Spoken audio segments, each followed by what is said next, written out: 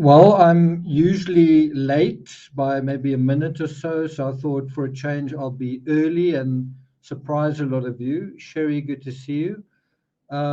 This is also going to be quite a long live stream, I think, because it goes beyond the ambit of just a 24-hour timeline. That was how I started it, and then I thought, let's go back for a bit more context. And and so I ended up going further and further and further back. And the the context of the 24 hours is pretty, I don't know, it's pretty scary. When you just think about that last day, it's definitely pretty astonishing. So another thing I want to share with you guys is that I saw a documentary earlier this evening that was absolutely incredible. And so, in the same way that this timeline has sort of ballooned into something a lot bigger, I've already sort of thought of 3 additional episodes that I might do, depending on how the next two or so go. I was thinking of doing an episode on the men closest or the most important men in Elvis's life breaking their silence, and then also the most important woman in Elvis's life breaking their silence, just to get the narrative away, sort of from, to some extent, the Colonel and to some extent Elvis himself. Just kind of getting perspective. While we've got a little bit of time, I went to the physio again today, and she stuck some more needles into me, into different parts. And it also kind of occurred to me that true crime is the same. You have things, mechanisms that are connected, and in order to figure something out, you've got to stick um, things into different parts of the true crime body in order to figure out how they're all connected. Does that make sense? And you've also got to know where to stick things in as well. So I don't know, I just found that really quite applicable to sort of what we're talking about. I've still got a really bad spasm in my right butt muscle, the gluteus. So if I suddenly start screaming, you guys know what the reason is for that. Let's have a look at some of your comments. Well, suddenly a lot of people here. Nisi says, yeah, listening. Yvette Kelly, Sharon Tuck, not there yet. Brenda, John Hammer, Zircon. Good to see all of you. Make sure you vote if you haven't already voted. Cindy joining from Austin, Texas. I hope you're keeping cool over there. Lauren Hall. Hi, Nick. Good to see you. It's been a while. Okay, so without any further ado, I think we're going to get started. That's quite an interesting photo of the young Elvis with the Colonel sitting right next to him, and there they are eating together, right? And obviously, the Colonel didn't have the best diet in the world, and neither did Elvis, right? Okay, so let's get going. So for those who maybe missed what I said a moment ago, this episode, this entire analysis started with the idea of just examining 24 hours, right? And then I started looking at a little bit more, and I started looking at 1977. And then I was like, wow, okay. Then I started looking at 1976, and I was like, wow. And then just in terms of true crime, we often deal with timelines. Well, this is a very good instance where that is really important. So, when you start to lean in closer to the epilogue of events in Elvis's life, a large life is cut short. Elvis was living really, really large, especially the last year of his life. He went to Hawaii in, I think it was March 1977, with his friends, had a great time. But, it becomes clear as day that we're dealing with a very, very tragic story.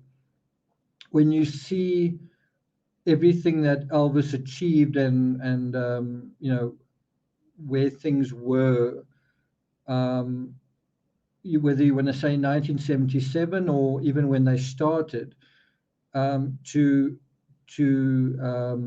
achieve so much and then have it all snuffed out just seems wrong. To to come from nothing, to rise from nothing, and to build all of that up just seems so wrong. It reminds me of a Ernest Becker quote. Let me just see if I can find it quickly.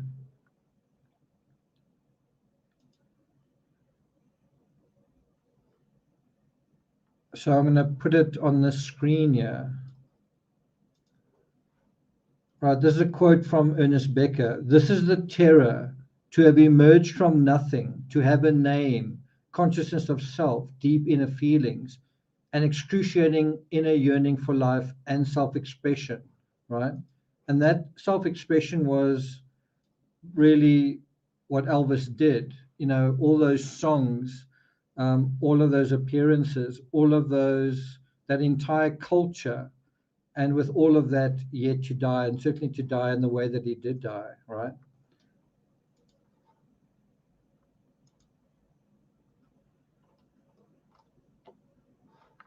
So that's why it's so tragic to have built so much only to have it, in a way, needlessly destroyed. It's tragic in the way that the death of a king, I'm talking about a real king, especially a young king, is somehow more terrible, more unfathomable, particularly given how much he meant to so many. Let's see if I can bring up this image. Where is it? Don't tell me I don't have it here. Looks like the one image I'm looking for is not here.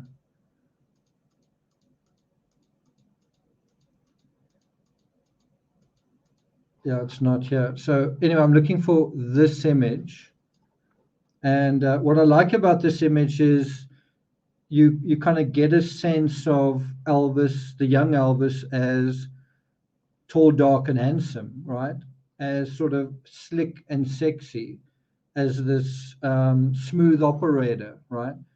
And look at the hairstyle, sort of combed back. Apparently, he actually used black hair polish at a time. And something that also is quite interesting is the fact that the colonel liked to dress like a dandy, according to his relatives, and Elvis did as well. They certainly had that in common.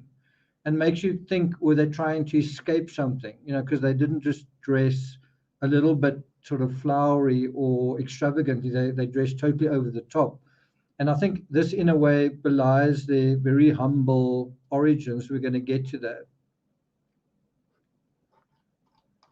So the whole thing, this whole idea of the tragic death of a king, it reminds me of a visit I made to a luxury game reserve in my journalist days.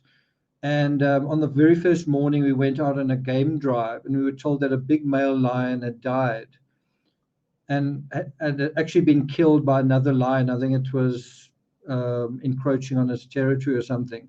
And the rangers said that they were preparing to bury the lion.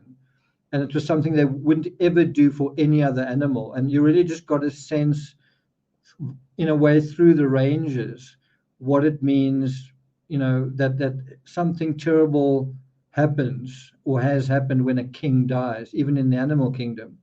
So I suppose Elvis is like that, a symbol, a hero, and heroes are supposed to be invincible, like a lion, supposed to be immortal.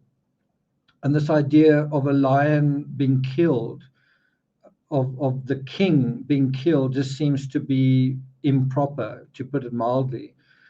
And yet, although you have that sense, in the final year of his life, and especially the final days, Elvis's mortality was quite evident. So I think the people around him will say that they were shocked, that they couldn't believe what was going on.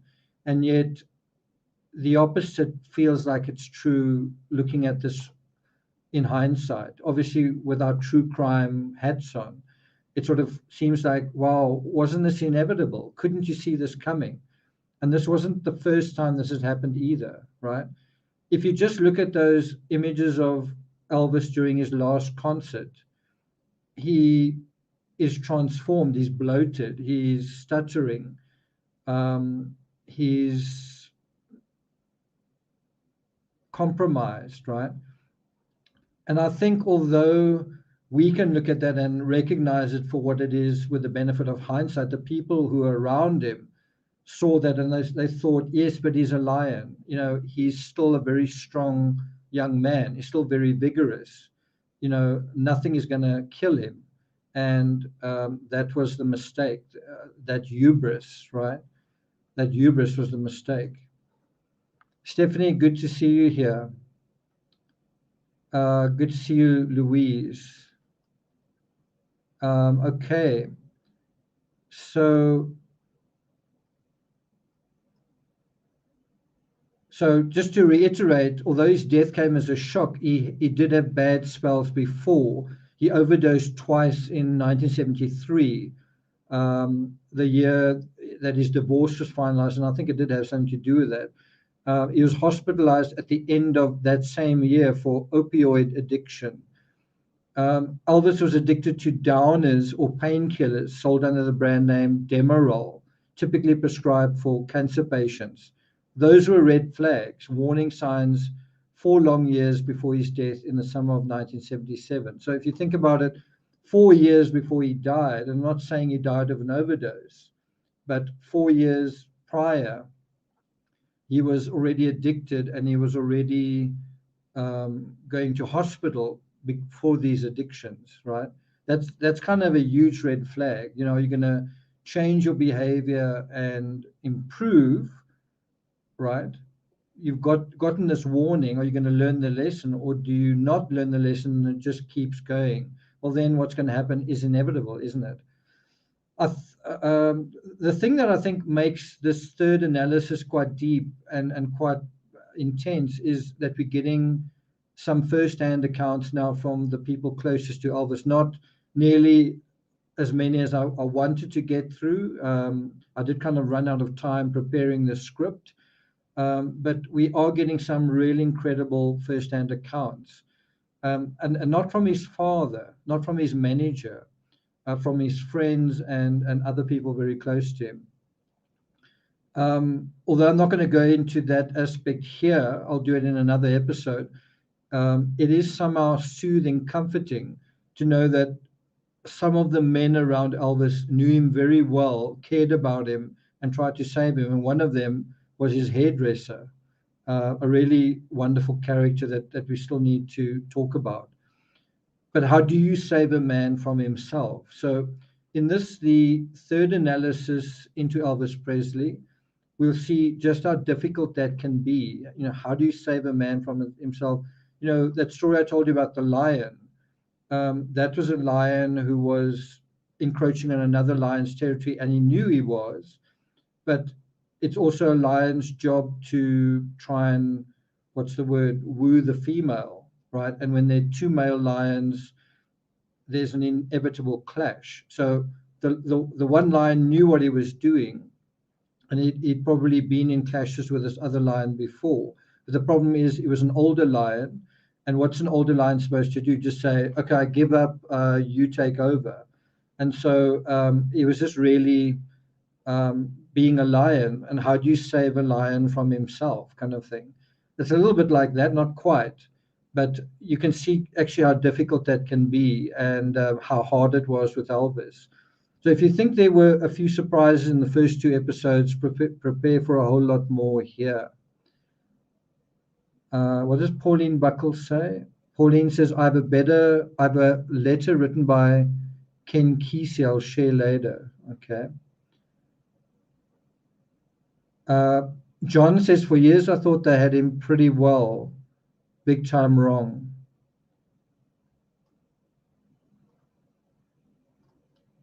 Okay.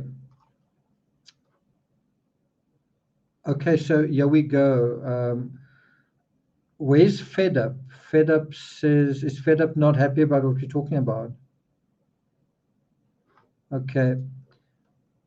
So I must warn you, especially towards the end, that some of the stuff that we're going to deal with is pretty heartbreaking. And that's whether or not you're a diehard fan. Obviously, in this analysis, we conclude with the final moments of Elvis's life, and these are provided by witnesses in startling detail. So, by way of an introduction to the timeline, I want to start by testing your knowledge with a few did you knows. Are you guys happy for me to do that? Right. So, are you guys happy to go through a couple of did you knows?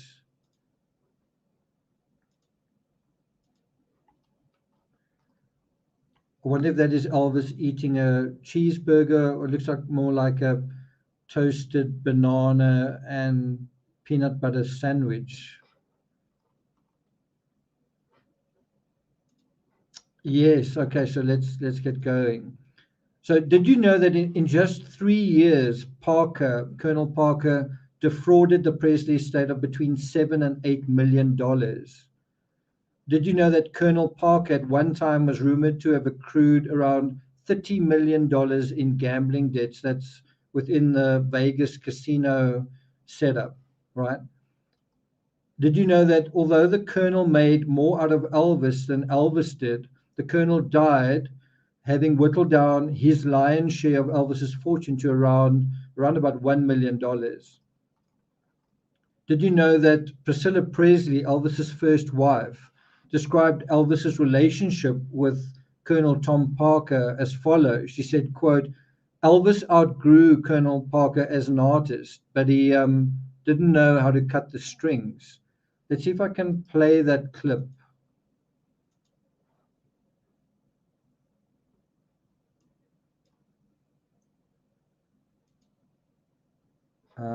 Is it going to let me?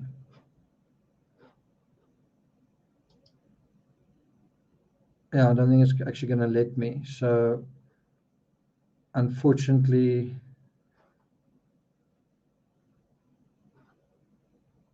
anyway, if you wanna hear Priscilla saying that, then you're welcome to click on this.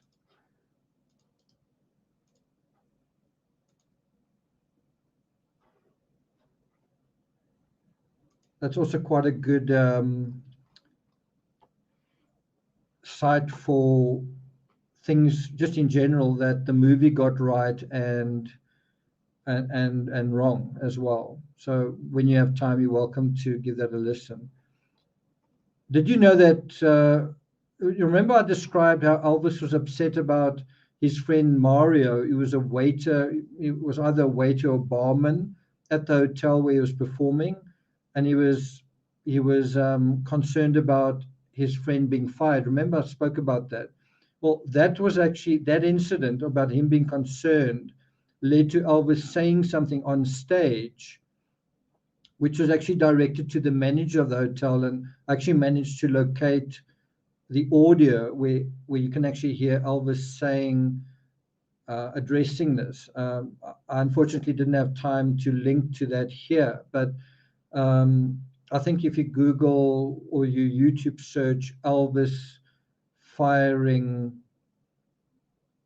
it might come up. Something about Elvis firing or Elvis Mario, it might come up. But anyway, so he was actually on stage. He mentioned I think the manager or owner of the hotel while he was on stage. And so actually saying this guy's name in front of the crowd, this actually infuriated the Colonel. You can kind of understand why. You know, it's like his client is, what's the word, kind of getting out of hand and undermining him and the guy who he's getting his paycheck from, and he's sort of worried that things are going to unravel. And so the Colonel confronted Elvis, was furious, and this confrontation actually led to Elvis firing the Colonel. So if you think about it, Elvis was actually doing something quite good. He felt sorry for a particular employee, wanted to help him, because he knew that this employee's mother had cancer. And then the colonel got really stroppy with him. Elvis then told the colonel, "You're fired," only to find that he had to pay the colonel $2 million in expenses. And because he couldn't afford to fire the colonel stayed on. I think it's really important to stress that he did try. Elvis did actually fire the colonel and wasn't able to. And the interesting thing is that the colonel knew that that was Elvis's intention. And Elvis knew it. So you kind of get the sense that Elvis didn't actually want the colonel in his life anymore. But like Priscilla said, he didn't know how to cut the strings. And I think that's a two-way thing. I think his good-heartedness, Elvis's good-heartedness played against him. But I also think to some extent, he didn't know how to, how can I put it, do certain things like that. I just mean in a practical sense. Anyway, did you know that before he was famous, Elvis was a truck driver in Memphis? After graduating high school in 1953, Elvis, like his father, so his father was also a truck driver, took a job driving trucks for Crown Electric. And here's a picture of him. I'm not sure if that's a truck, and I'm not sure if that's the time he was driving the trucks, but it looks like it might be. Okay, let's bring that back up. Ironically, Colonel Tom Parker, who became a fatherly figure of sorts in Elvis's life, was also the son of a delivery truck driver. One wonders whether this featured in conversations, not only between the Colonel and Elvis, but also Vernon. Bear in mind, Vernon was also sort of around a lot of the time. So obviously, there had to have been quite a lot of interactions between Elvis's father and Elvis's sort of pseudo father. And in the movie, Tom Hanks plays the Colonel, kind of saying, like, you are like me and you are like my son, kind of thing, and so on and so on. And you can kind of imagine the Colonel saying, do you want to go back to being a truck driver? Like to both Vernon and to Elvis. And then the Colonel would say, well, neither do I, so do as I say. Does that make sense? Did you know that once upon a time when Elvis auditioned for another musician, he was pretty young at the time, and the musician said to him, you know what, Elvis, stick to driving a truck because you'll never make it as a singer. Did you know that Elvis received no formal music training? He couldn't even read music. He studied and learned his craft by playing by ear. Elvis was sort of a self-made musician. He was his own creation in a way.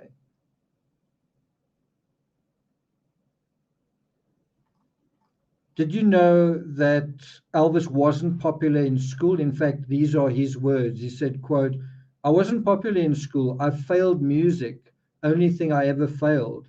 And then they entered me in this talent show.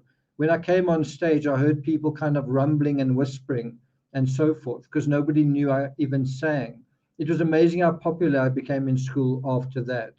So obviously this, what do you call it, school event, concert, was a singularly life-changing event in his life, where the whole power dynamic shifted, where he went from being unpopular and kind of a nobody to this character, this sort of powerful entity.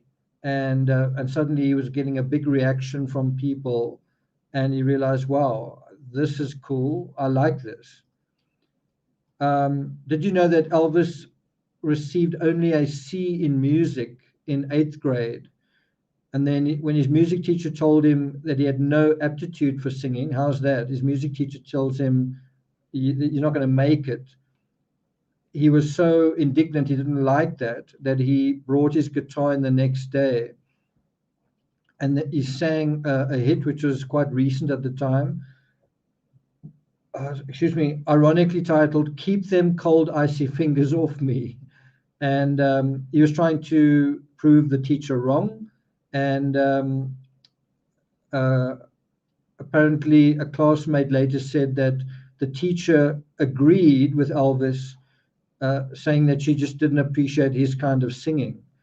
The other thing that I found really interesting is this notion of whether Elvis was shy or not. So another, did you know that Elvis was actually shy?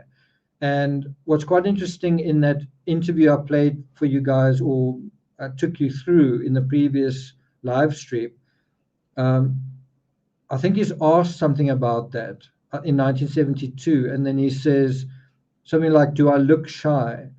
And he stands up and he shows this gold belt that he's wearing. And although I think he was quite resistant to that thought or accusation or whatever, or that comment, I do think there was an aspect to that that was true. I also think there was an Elvis that was trying to come out. I think that's true of all of us. There's an Elvis in all of us that wants to come out, wants to be seen, wants to be heard. But I also think there was another side to Elvis that was sensitive and to some extent shy. He was also bullied by classmates who saw him as a mama's boy. Did you know that Elvis sold over 500 million records worldwide and is the best-selling solo music artist of all time? What a go from your music teacher saying you will never be able to do it, as well as this other musician, right? And just to be a little bit lateral in terms of this, it was the same thing that was said to Van Gogh. His former boss told him, "Of one thing I'm sure, you are no artist." Look at that. I was actually told by my boss when I was a journalist, on my very first day at work, "You are not a writer and you cannot write." Yeah, so sometimes what other people say, apparently experts, doesn't necessarily mean anything in the scheme of things. Did you know that Vernon Presley, Elvis's dad, died of cardiac arrest at age 63? So when you're thinking about Elvis's cause of death, you've got to think about his own father and what his father died of. You just got to make that part of your analysis, right? His father had also been suffering from heart problems for some time. Did you know that Priscilla said that Elvis would sometimes take drugs to escape the craziness in his constantly moving life? At other times, he would voluntarily go to the hospital to settle himself down. Now, I don't know what I think about that. I don't know whether I really like the way she puts it. I don't know if he's going to hospital because he wants to settle down, or whether, did he never go to hospital because things were getting totally out of hand? And that's the part that I don't really like, the way that is. It feels like it's spun in a way, if you know what I'm saying. But anyway, these are her words. Priscilla said, quote, "He would sometimes check himself into the hospital because he wanted to get away from everyone. He didn't want the demands. He didn't want the phone calls." So we're going to go from that into the long timeline. We're going to go through each sort of milestone quite briefly, and that's going to then bring us to the events that we want to deal with. Thanks a lot, Joan. Yeah, it was actually a she, my boss.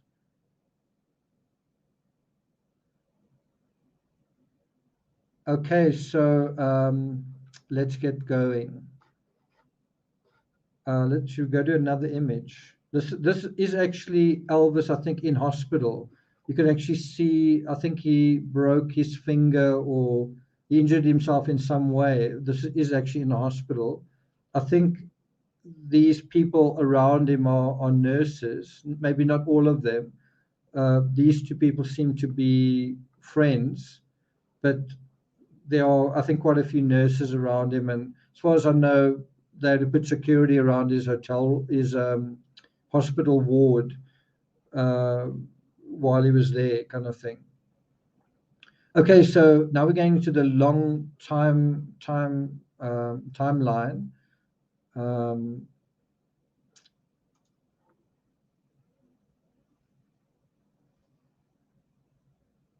Stephanie says, looks like he's being well cared for.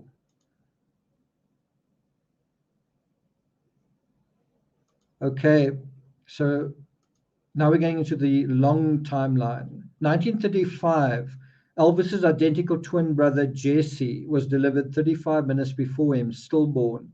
Elvis was close to both parents and formed an especially close bond with his mother. Both parents lived with him in his Graceland mansion. Now, what I think is really interesting there is this is, I don't want to say the dark side to Elvis, but it's an aspect where he's born into a world of pain. When at the moment that he's born, his sibling dies, right? And as far as I know, Elvis never had another. Isn't Elvis like the only child of his parents? Not 100% sure of that, but you can imagine that that was a very heartbreaking moment for his parents. They have one child, but they don't have another one, right? The other one, at the same time, one is born, the other one dies. So he's born into a sort of heartbreak. And that was probably something that he remembered a long time. And I think that gave him a certain gravitas, a certain deepness, a certain depth that he may otherwise not have had. Just the circumstances of his coming into the world. Then we go from 1935 to 1946, 11 years later. So a year after the end of the Second World War, when the world was in dire need of a rebound, of something lively to live for and smile about and celebrate, Elvis bought his first guitar for $7.90. It was a birthday present. You must get the sense that Elvis was in tune with this need, this global need for to come alive, right? 1953, so that's going forward 7 years from that point. Elvis graduates from Humes High School. He performs at a school talent contest, and the whole world shifts slightly on its axis. The king catches a glimpse of himself. I quite like this image of a young Elvis starting to find himself. 1954, Elvis records a demo for Sun Records. 1955, Elvis signs with Hank Snow Attractions, which is kind of covered in the Elvis movie. At that time, it was equally co-owned by Hank Snow and a fellow called Colonel Tom Parker. Parker then negotiates the sale of Elvis's Sun contract to RCA. He's got to raise $40,000 for Sun to let go of the young star. In a way, it was a big loss for Sun Records. In another way, it was a challenge. It was quite a lot of money, and it was a challenge for Parker to succeed at this, even though Elvis is a relatively unknown guy. And of course, the Colonel rose to this challenge. And this led to Elvis's first big break. So anyway, that was a huge sum at the time. And then the Colonel manages to do that and to edge his partner out of the management contract.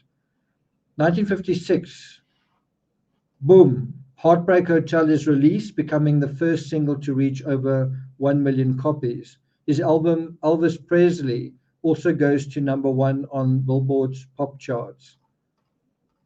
After making an appearance on the Ed Sullivan Show on television, and bear in mind, television was a new thing then. So you have TV is quite new, and Elvis is on TV, and all sorts of wonderful new things are happening, right? It's like the new world, a new world is being born. Elvis also appeared in Love Me Tender, his first movie, in November. Just 1 year after Heartbreak Hotel in 1957, and just 4 years out of high school. Imagine that. Just 4 years out of high school, and Guess who owns a big mansion? Just 4 years out of high school, Elvis buys Graceland Mansion. I imagine that was you. Imagine 4 years out of high school, you don't even go to university. You just really have a kind of a party and find yourself, and then you end up buying this mansion. 1958, Elvis is drafted into the US Army and is posted to Germany, where he meets a 14-year-old Priscilla Beaulieu, 9 years younger than him. 1960, Elvis is discharged from the army. Parker's sister, Nell Dunkers van Cuyk, recognizes her brother in Rosita, a Belgian magazine article, while having her hair done at a salon in Eindhoven, the Netherlands, that same year. 1961, according to the Smithsonian, quote, the van Cuyk family made contact with Parker, and Ad van Cuyk, Parker's brother, returned from his visit to the colonel, remarkably tight-lipped.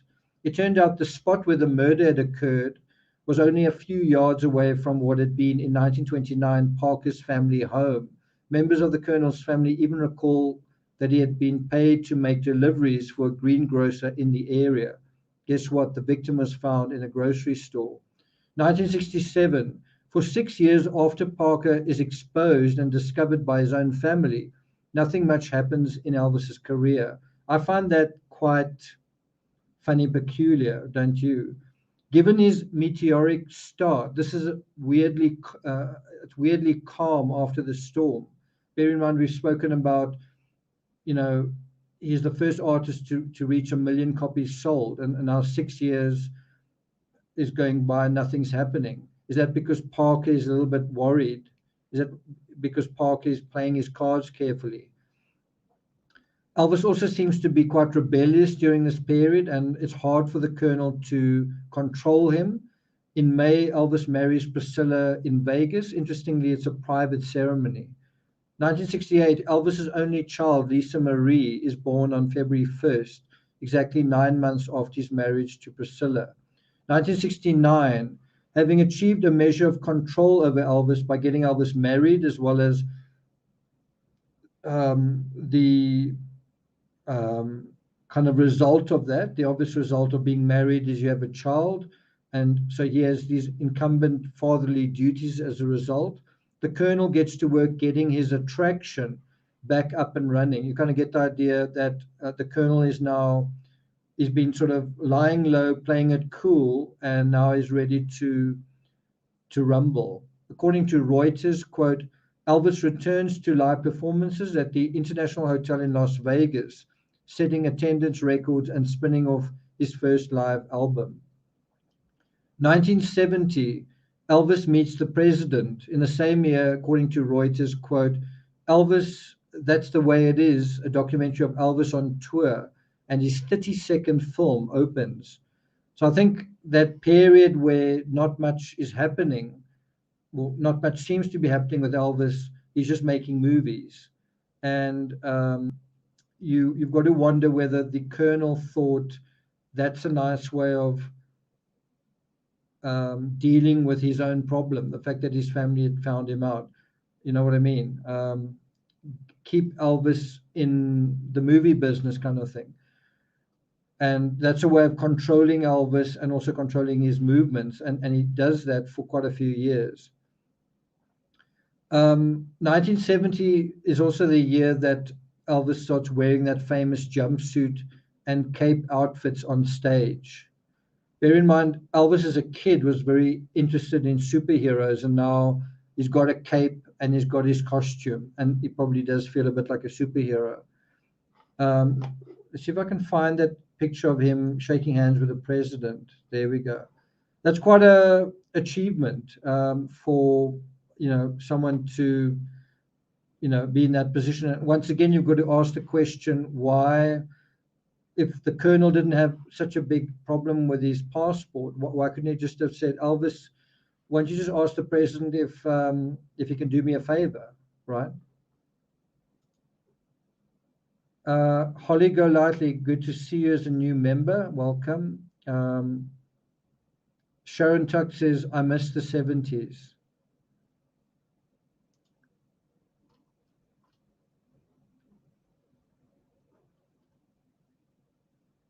Jenny says, I don't think Elvis wanted to marry Priscilla. Why not?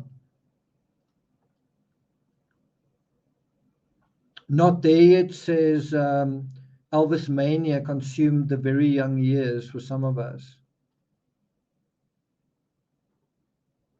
Okay.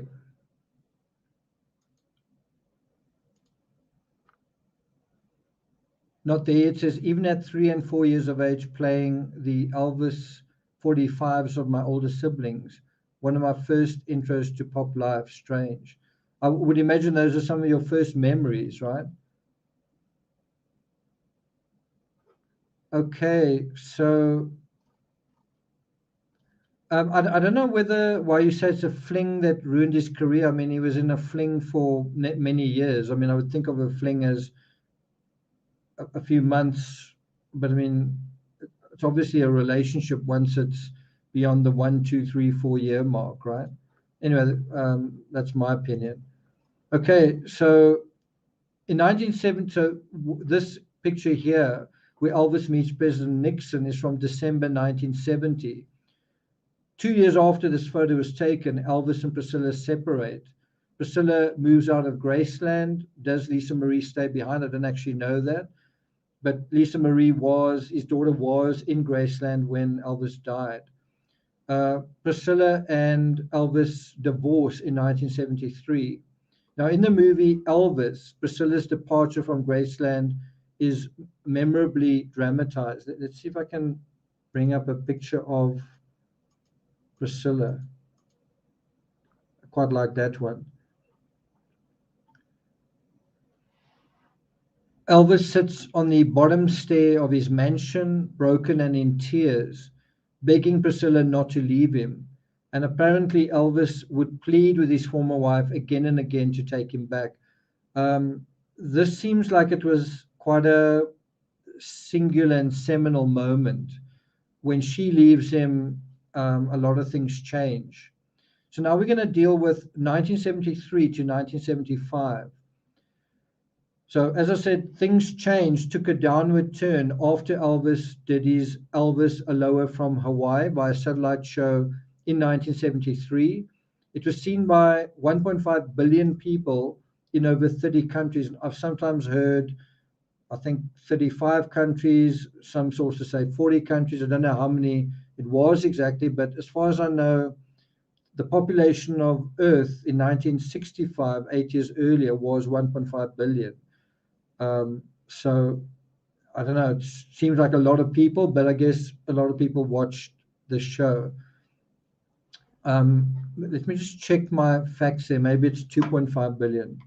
1965 population of Earth. See what it says. It's 2.5. Oh, okay. Oh, looks like I was out by quite a long way. So I'm not sure where I got my information from. It was 3.3 billion in 1965. What was it in 1950?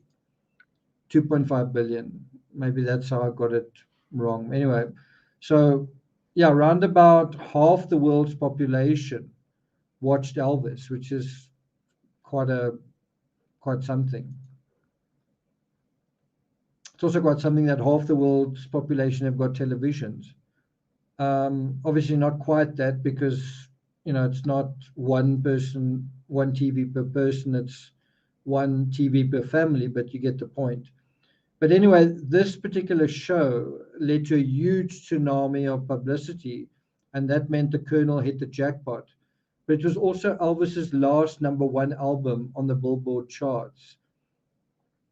And so within this context of Elvis exploding, in the world, on the world stage, the marriage, his relationship with the mother of his daughter and his wife comes to an end. So if Elvis's health took its first serious hit in 1973, that was also the year Elvis had his busiest schedule ever, performing in 168 concerts. Just think about that, 168 concerts in 1 year. That's almost a concert every second day for an entire year. According to the Reuters timeline, quote, in 1973, Elvis is hospitalized in Memphis battling health problems, including an increasing dependency on prescription drugs. He's back in the hospital in early 1975 and April 1977. So there's a very accurate picture of Elvis. The first warning that things are going badly wrong with Elvis's health happens in 1973, the same year that one of the people closest to him is no longer there, right? Then, if you think about it, 2 years later, he's in hospital again. 2 years later, hospital again, and just a couple of months after that, dead. You would think that those hospital visits, not that that's the right word, being hospitalized, you would think that that would shock everybody and shock Elvis and also shock the people around him, that you're now going to change direction, do something else. And yet, despite this obvious personal toll on Elvis, guess who scheduled yet another punishing schedule for his client in the following year? So when you're talking about 1973, it's his busiest year ever, but it takes this huge toll on him. He's hospitalized. Well, guess what the lesson is? Well, guess what? We'll put you through another punishing schedule in the next year. Why? Because the most important thing is that you appear on stage, right? Yet, despite Elvis's busy schedule in 1974, the following year, he doesn't produce any new songs that year. Elvis recorded at a studio in March 1975, but a second attempt by the Colonel to get Elvis into a studio later that year failed. So yeah, you can see Elvis is actually starting to not just deteriorate, but he's starting to fail. He can't perform anymore. He can't do what number one, the Colonel is asking him to do. I think also what he's contractually obligated to do. He just can't do it anymore, right? And so instead of sort of again taking stock, the following year, LCA Records decided, wow, okay, if Muhammad won't come to the mountain, let's make the mountain go to Muhammad. And so because they're insisting that Elvis must now make records, right? And so a mobile recording unit was sent to Graceland, and Elvis started recording songs, not without difficulty. He did struggle, but nevertheless, he was, starting to produce songs in the jungle room. What is quite interesting in this documentary that I saw quite recently is one of his, I'm not sure if it was his bodyguard, but one of the Memphis Mafia said Elvis would, in the beginning, spend days in his room. He would just be in his room all day. And that then changed to him being in his room for months, a little bit like, what's his name? Hughes. What's Hughes's first name? Something Hughes. Can't think of it now. Hughes Aircraft. No, it starts with an H. Howard Hughes, right? Yeah, Howard Hughes. So Howard Hughes was also kind of in that place. And then they went on to say that Elvis being in his bedroom could be Elvis in his bedroom in Graceland. Then he'd get on a plane and he'd be in the bedroom of the plane. And then he'd go land somewhere and then he'd go to a hotel and he'd be in that bedroom. And they were just saying that he was like, he started getting really isolated. He was like constant, always in a bedroom. And you can just see how dysfunctional that would be. And think about the contrast from this situation of being so stagnant and sedentary and stuck and motionless, from that to going on stage. It's like chalk and cheese in a way. Howard Hughes, that's right.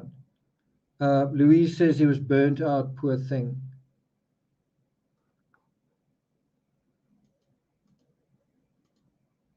So these are some of the Memphis Mafia around him. We're going to talk about them in a separate episode. Stephanie says strain on the body for sure. Roseanne says, I always thought very badly of Tom Parker and didn't know why exactly. Other people in Elvis's life thought badly of Tom Parker too. We couldn't figure out why Elvis stayed with him. Because one of the reasons was Elvis was compromised, but another reason is that Elvis what's I going to say?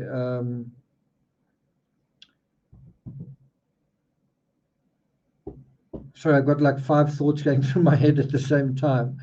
I think you've got to bear in mind, if you just say, you know, why didn't you just leave Tom Parker? I think you've got to bear in mind, you may have been dealing with a very manipulative psychopath, right? He's not just, Elvis isn't just in the web, in the clutches of some weirdo. Is actually, Tom Hanks referred to him as a genius and a scoundrel. I think that's quite well put. I don't know whether I think he's that clever, but he was certainly very manipulative. And bear in mind, Elvis is very compromised. The other thing, you know, so this is the other reason. Another reason why Elvis couldn't just leave him was because Elvis sort of needed to pay him off. So when Elvis did say you're fired, the colonel said, okay, well, you owe me $2 million. You know, if I'm going to leave, it's almost like a divorce settlement. And then Elvis couldn't pay it.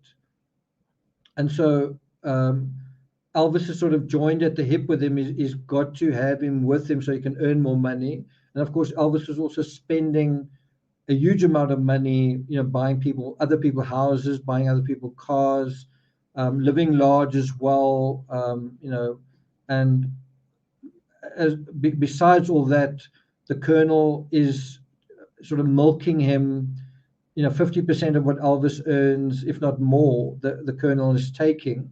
And so although Elvis is working really, really hard, the colonel kind of gets the benefit of that, and the colonel is trying to keep the relationship in this dependency dynamic. That makes sense. So although it seems like it was simple, you know, just leave him, you know, it's the same argument with Chris Watts and Shanann. It's not quite as simple as that. You know, the same with Brian Laundrie and Gabby Petito. Couldn't she have just left him? Well, there are other issues going on as well. You know, Priscilla Presley did say, you know, he didn't know how to cut those strings. And maybe to some extent, it was laziness. Maybe to some extent, there was some anxiety as well. You know, what happens if I do cut this guy loose? You know, what's going to happen to me? You know, what, you know.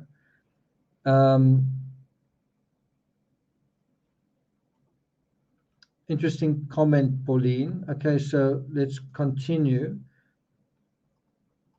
I hope I've got this particular image of the colonel with a cigar in his mouth, that one.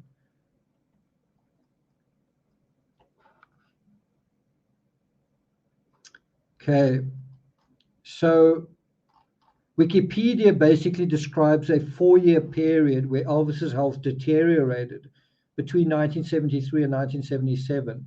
It's not like Elvis just got ill and things went wrong in June or July or August 1977. There was like a 4-year period of deterioration, right? 4 years. That's a really long time to be getting signs and symptoms and doing nothing about them. That's a very long time for, you know, if you imagine it's happening to you, if you imagine you are starting to go to hospital and things are starting to happen to you and you just do nothing about it, that's quite a long time to ignore symptoms for you. It's quite a long time for people around you not to get you out of your funk. And of course, it's a very long time for your manager, right? In other words, the pattern was clear and obvious, right? The pattern that things were going downhill for Elvis were very, very clear and obvious. The solution was also clear: perform less often, sort out Elvis's medication and diet. And do you think that this overweight charlatan was going to be the one to do that? Right? This guy's already, he's addicted in his own way to money and to gambling, and he needs Elvis in order to get what he wants in terms of his addiction. So you've got two addicts in a way that are enabling one another in a way that's going to cost one of them his life, right? And in the next episode that I do, I want to quote a particular member of the Memphis Mafia who literally confronted the colonel, and I was so glad to see this. He confronted the colonel immediately upon hearing that Elvis had died, and he said, "This is on you. This is your fault. You ran him into the ground." And I'm going to tell you more about who that was, and just and so there you actually had confirmation that someone close to Elvis knew what the colonel was doing, and the colonel was doing it anyway. And then he confronted him.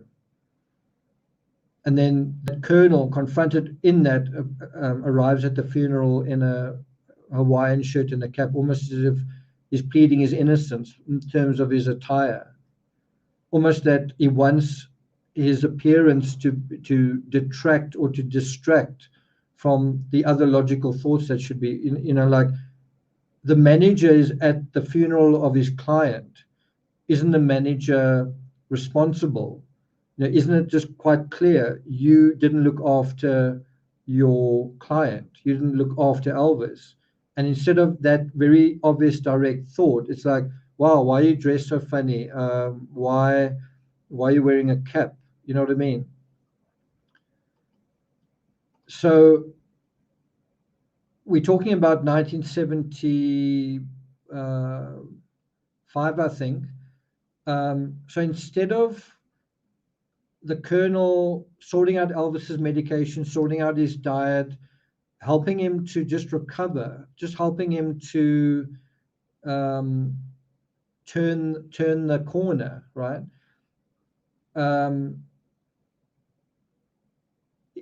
So some ways he could do that is fire his doctor, fire his chef, or fire himself, one of those three or all of those three. Instead, in July 1976, a year and a half before Elvis's death, Elvis's father, Vernon, fired those who cared about him the most. Guess who they were? His friends and his bodyguards. And those three people that Vernon fired, and I think Vernon was really kind of a patsy for the colonel. The colonel wanted them fired, right? And how they responded, they loved Elvis and they cared about him, was they wrote a book. They wrote a book saying what is going on. But anyway, if Elvis's health was declining from this moment, from the time these friends of his were fired, in other words, so it's not a year and a half, it's just a year. A year before Elvis's death, unless it's July 1975. I'm a little bit fuzzy on that. I think it's July 1975 because how long would it have taken for a book to come out? But anyway, put it this way, shortly before Elvis's death, these friends and bodyguards were fired. And then from that moment, Elvis's health went into a kind of free fall. It went from going down to, dropping really, really badly.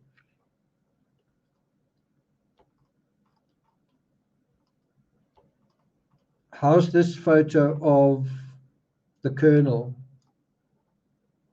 Why is it doing that? How's this photo of the colonel? Look at those eyes.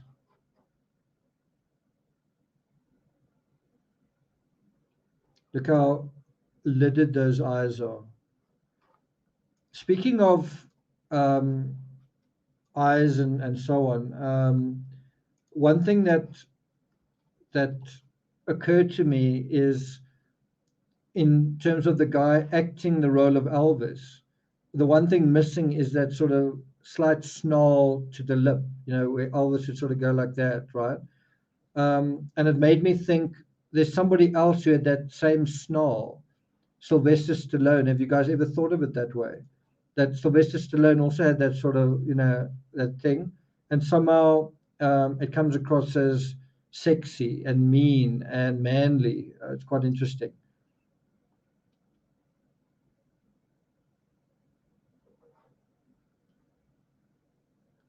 Julie says there are stories that he realized things were getting serious and was planning to take time, go away, recover, and maybe plan a change of direction like acting.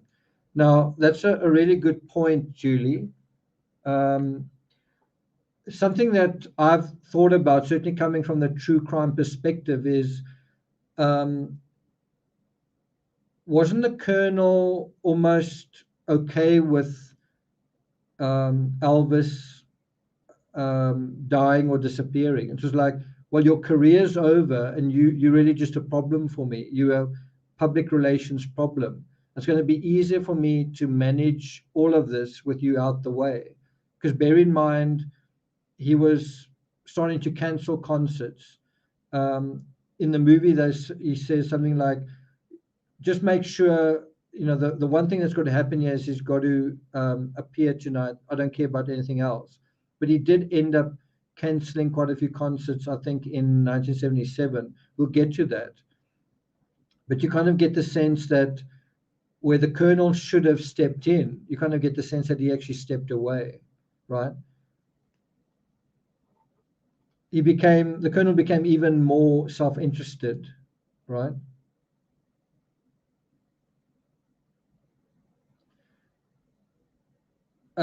Elise Clifton said, "Why did Hanks do it? Weird." I just think Hanks felt that he understood the character, and I think he did. I think I don't think Tom Hanks should always play a good guy. I think if you have the insight, um, you should play any character. And there's some actors who only play bad guys because they're more interesting. So that may have been his psychology there. Hop and Holly says, "I'm not a Tom Hanks fan." No, really? Okay. He seems so all American to me, like the cowboy in Toy Story. Anyway, let's continue. Now we go to 1976.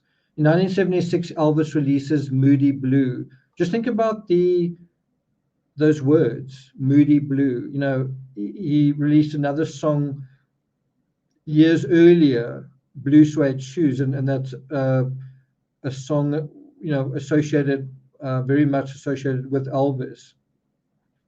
Elvis has got blue eyes. Was he singing about himself? And it does feel like he was starting to get moody. It does feel like that was a little bit of self-disclosure just in that title. Now, according to Wikipedia, that they say perhaps and maybe it's because it was one of the last, wasn't the last, but one of the last Elvis tracks. Moody Blue was arguably his most critically acclaimed recording of that era. Grail Marcus described it as an apocalyptic attack on the soul classic Hurt. Let me say that again. Sorry. Grail Marcus described as far as I understand this, Moody Blue as an apocalyptic attack on the soul classic Hurt. Dave Marsh wrote of Elvis's performance, quote, "If he felt the way he sounded, the wonder isn't that he had only a year left to live, but that he managed to survive that long." So they, in a big way, they're saying not just the words of Moody Blue, but the sound of it spoke about Elvis's anguish, and I think he definitely was in anguish. But I think for those of you who've been following the Van Gogh letters, it shows you how there is a link between life and art. There is a link between art and life. And when you have an artist like this, he's trying to communicate something. Well, isn't he trying to communicate in a deep way to his audience, to the world, what he's going through the song and the song title and the way that he conveys it in Moody Blue? So now we're getting to like the end zone of our timeline, right? So I think this is also very significant. Bear in mind, Elvis's life, his career life shoots up when Priscilla breaks up with him and they divorce, but his personal life dives down, his health deteriorates. Well, now you have a repeat of that. In November 1976, so around about 8 or 9 months before his death, Elvis and Linda Thompson split up. And then he gets together with a new girlfriend called Ginger Alden. And I think you can, it's a fair question to say, was Ginger Alden a good influence on Elvis, right? And find out what the answer is. The fact is, Ginger Alden, I think, was 20 years younger. Elvis was, 21 years younger, as far as I know. Elvis was 41 at the time, I think, 41 or 42, I think 41. And she was, I think, 20 or 21. I'm not 100% sure. But basically, there was a 20-year age gap. And remember, someone who's 20 years old has got youth on their side. They can stay up all night. They can party and eat a certain way, right? The energy levels are at a peak. And now Elvis has got to also try and keep up with that.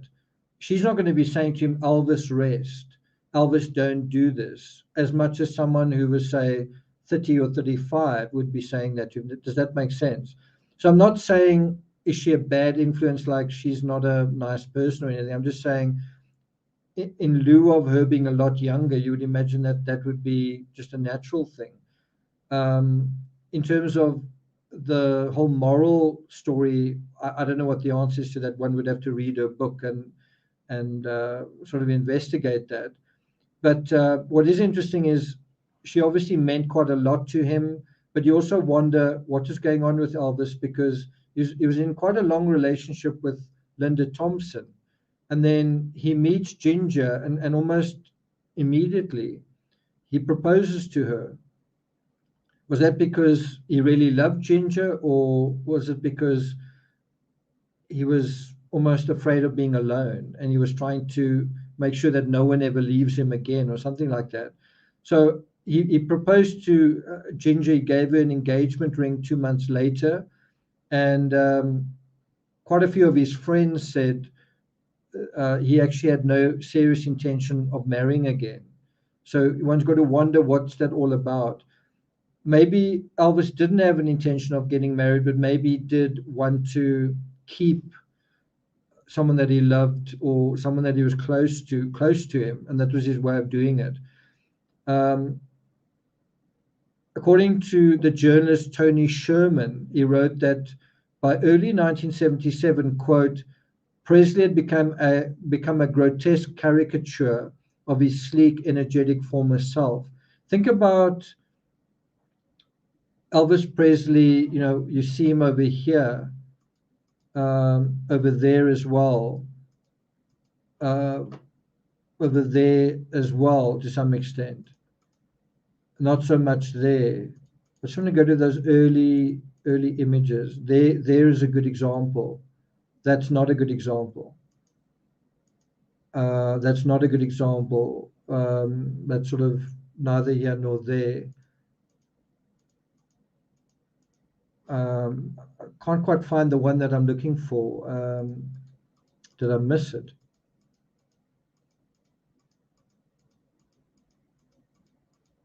Yeah, I can't quite find the one I'm looking for. It's basically this this picture. So this one.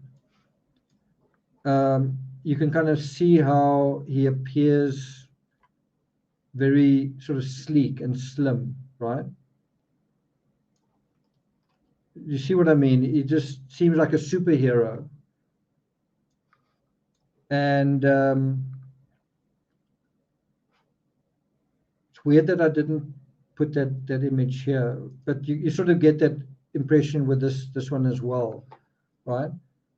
And so he transforms from almost a comic book character to a caricature of one. You know, he's wearing a cape, he's wearing that sort of tasseled, sequined uniform, but he's become bloated and all the rest. And so, in a way, he's not living a lie, but this whole idea of this dashing young man is sort of not really true. He's actually a sick, dysfunctional guy, and I don't mean that in a nasty way. He's literally struggling, suffering in many, many ways. He's very dysfunctional. So Tony Sherman wrote in early 1977, he wrote that by early 1977, he was grossly overweight, his mind dulled by the pharmacopoeia he daily ingested. He was barely able to pull himself through his abbreviated concerts. So even his concerts were now being shortened. And wasn't that setting off alarm bells? You know, we are having to accommodate Elvis because his energy levels are dropping, his attention span's dropping, his his ability to perform is severely compromised. Let's just have a look at some of your comments. Louise says his dad was still alive, but it must have hit hard losing his mother. Yeah, I mean, that's another question, is what was his father doing? You know, his father was there. Shouldn't his father have been the best person to do something about what was going on? Which then raised the question, was his father also having a party? Was his father also addicted to something? You know, when Elvis was drinking or doing whatever, was his father. When Elvis and the Memphis mafia were having fun with a lot of women, was his father as well. I mean, remember, his father also had, I think, a second marriage. I'm not sure if he had a third marriage. In this documentary I've just watched that I want to review and share with you guys and discuss with you guys, it's mentioned somewhere that, and I might be getting this slightly wrong, but one of the bodyguards, I think, said that on Fridays and Saturdays, I think it's those days, Elvis would sometimes open the gates of Graceland, and you know, there were almost always flocks of women always at the gate, like just constantly. And on a Friday and maybe a Saturday, would open the gates of Graceland and just allow all of these women in. And so you'd have dozens of women sort of running around Graceland. And I think it was the accountant. He said he once counted them. And I can't remember the number. I don't know if it was 130 or whatever it was. But he said, you know, it was like a dream and he didn't want to wake up out of it. You know, that they really, and you can imagine there may be 10 men in this mansion. And for every one man, there are, in theory, 10 women. So it almost feels a bit like the Playboy Mansion. In fact, I mean, isn't that exactly what it was? Elvis is like a playboy, right?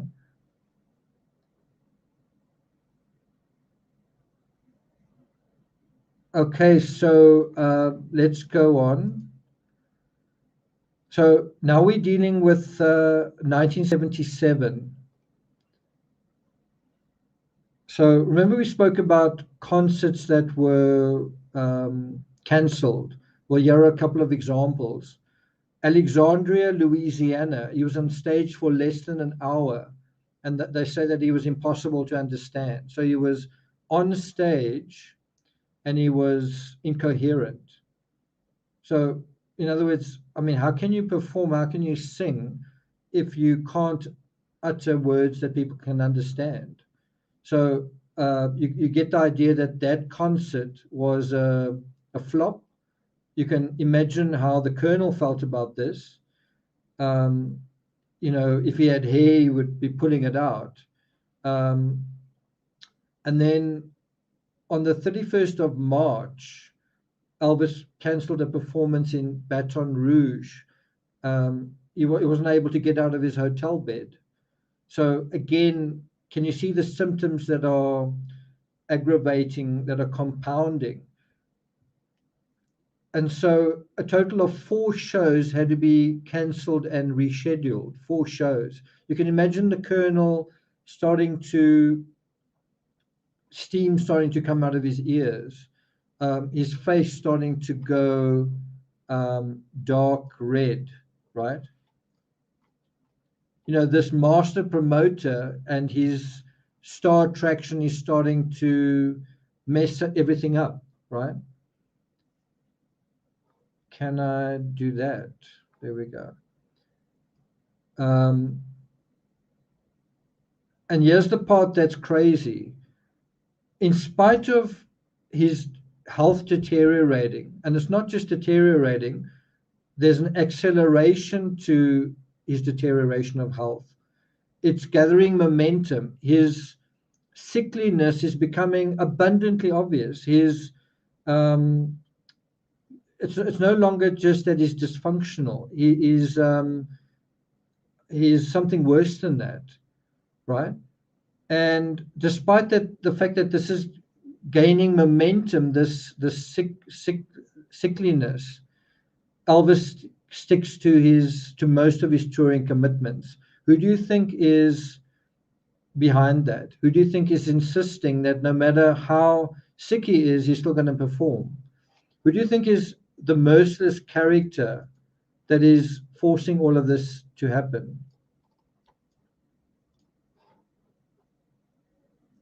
Who do you think is the psychopath that is behind all of this?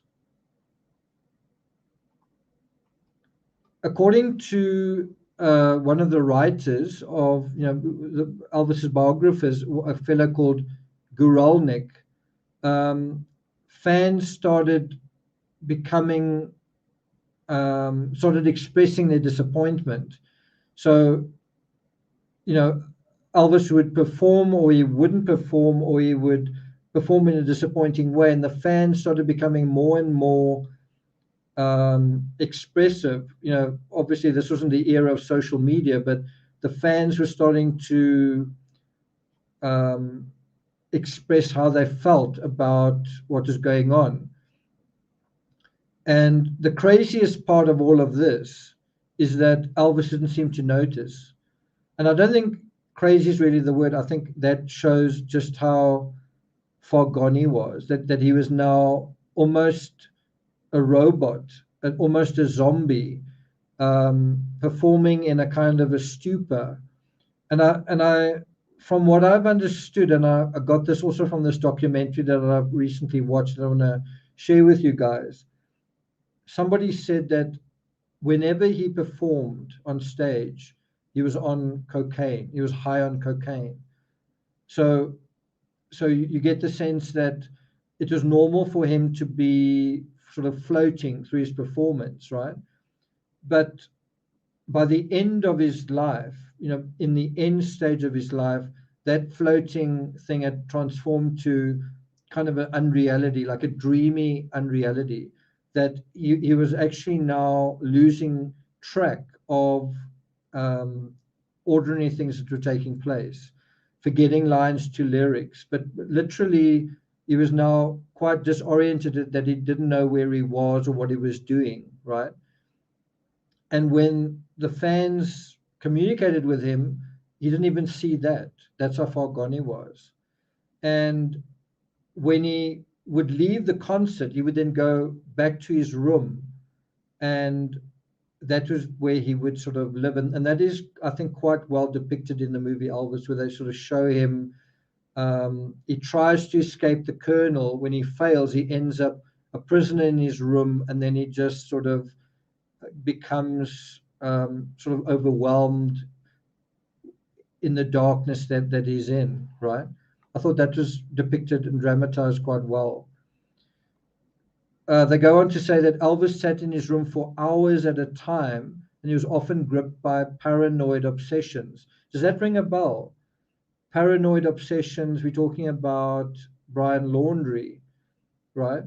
Those who have followed our coverage of that. And we've linked that to certain substances. And when you take in certain substances in a sufficient quantity, and I'm not saying that this is true for everybody.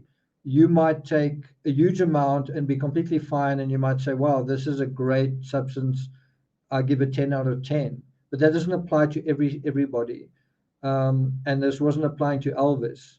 And so apparently Elvis was now at the point where he was having paranoid obsessions. And I think when that starts taking place, that's like the end phase. Someone's life is going to be in danger. It might be somebody else's life, but there's a very good chance that it could be your life. As soon as you paranoid, as soon as you're going into a psychotic state, you have very much lost touch with reality. And any creature, any organism that's lost touch with reality is in a very vulnerable state, because they need to respond, adapt, react to to the world around them. And if they don't, in certain situations, it can be very dangerous, if not lethal. I recently watched a movie called Life Itself. I don't know if you guys have seen it, but there's a harrowing scene in that movie where someone walks across a road, and then someone who loves them very much speaks to them, and they turn around, and their full attention is on this person that means so much to them. And obviously, standing in the middle of a road, a busy street, paying attention to someone that you love that's talking to you, well, that means you're not paying attention to something else. And of course, disaster then happens. In the same way, if you're living your life in a certain way and you can't pay attention to the world around you, you can't see the consequences of your own actions. You're floating in a way. Well, you're gonna be reduced to smoke and dust and whatever. You've got to respond as well. And so paranoid obsessions are going to remove that ability to think critically, to behave intelligently. And that then brings us to June 6, 1977, where Elvis released his very last single during his lifetime. And it was called Way Down. Now, remember, the previous one we mentioned was Moody Blue. Now, think about those words and Elvis's fate. Now, think about the word way down. Way down, and it's W-A-Y, not W-E-I-G-H. But think about those words, and was Elvis trying to say something? Again, those who've been paying attention to the Van Gogh letters, I think it's very hard to imagine that he wasn't trying to say something given where things were going, right? And now I'm going to take you through the words, the lyrics of Way Down. Before I get to that, let's just look at some of your comments. Louise says, great analysis. Well, we actually about to get to the really great part, the really compelling part from the last day. But thanks a lot, Louise.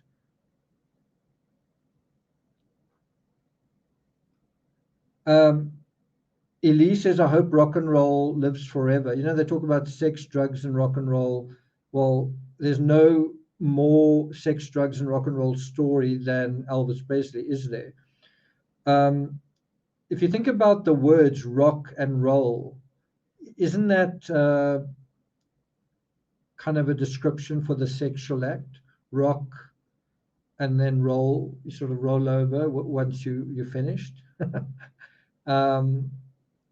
Yeah, I think it's quite interesting. And you think about just how sexualized Elvis was in his performance, just the way he would sort of almost split his legs open and sort of gyrate. It was very sexual, and it made people kind of go crazy because it was sort of acknowledging the sexuality of people in a time, following the war, but in a time where people felt, in a way, dead from the waist down.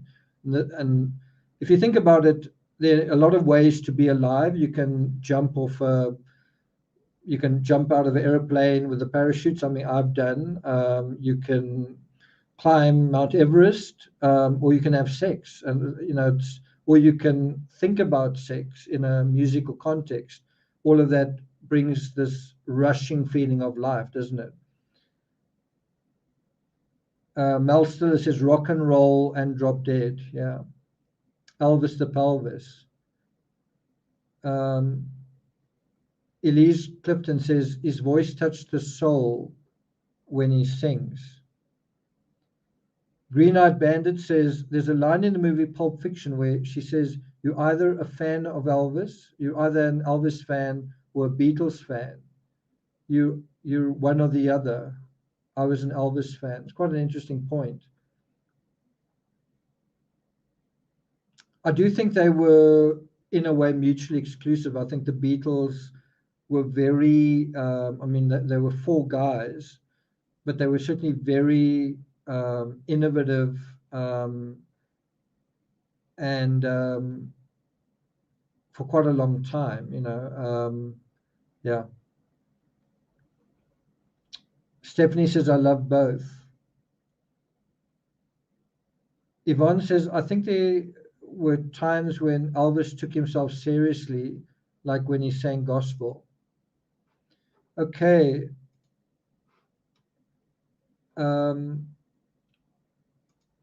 So these are the lyrics to Way Down, Elvis's last single. It's from June 6, 1977. Listen carefully to these words. Babe, you're getting closer. The lights are going dim. The sound of your breathing made the mood I'm in. All of my resistance lying on the floor, taking me to places I've never been before. Ooh, and I can feel it, feel it, feel it, feel it. Way down where the music plays, way down like a tidal wave, way down where the fires blaze, way down, down. Ooh, my head is spinning. You got me in your spell. 100 magic fingers, a swirling carousel. The medicine within me, no doctor could prescribe. Your love is doing something that I just can't describe. If you think of some of those words and the context that Elvis is in, he uses words like the lights are going dim. Think about that and the idea of death. The sound of your breathing. That's also something that happens when your health is challenged. He talks about he's lying on the floor, and then it says taking me to places I've never been before. Bear in mind, Elvis was found lying on the floor. Those words, lying on the floor, are in his very last song, right? Think about death taking you to places you've never been before. Ooh, I can feel it, feel it, feel it, feel it. He talks about, think about the drug experience when he says the following. You got me in your spell, 100 magic fingers, a swirling carousel, the medicine within me no doctor could prescribe. Is Elvis trying to say something there? In June of 1977, CBS taped 2 concerts for a TV special, Elvis in Concert, to be broadcast in October. In the first concert, shot in Omaha on June 19, Elvis's voice something was wrong with it. The author Guralnik wrote the following, quote, that Elvis's voice was, quote, almost unrecognizable, a small childlike instrument in which he talks more than he sings most of the songs. This again, you say, what does it mean when you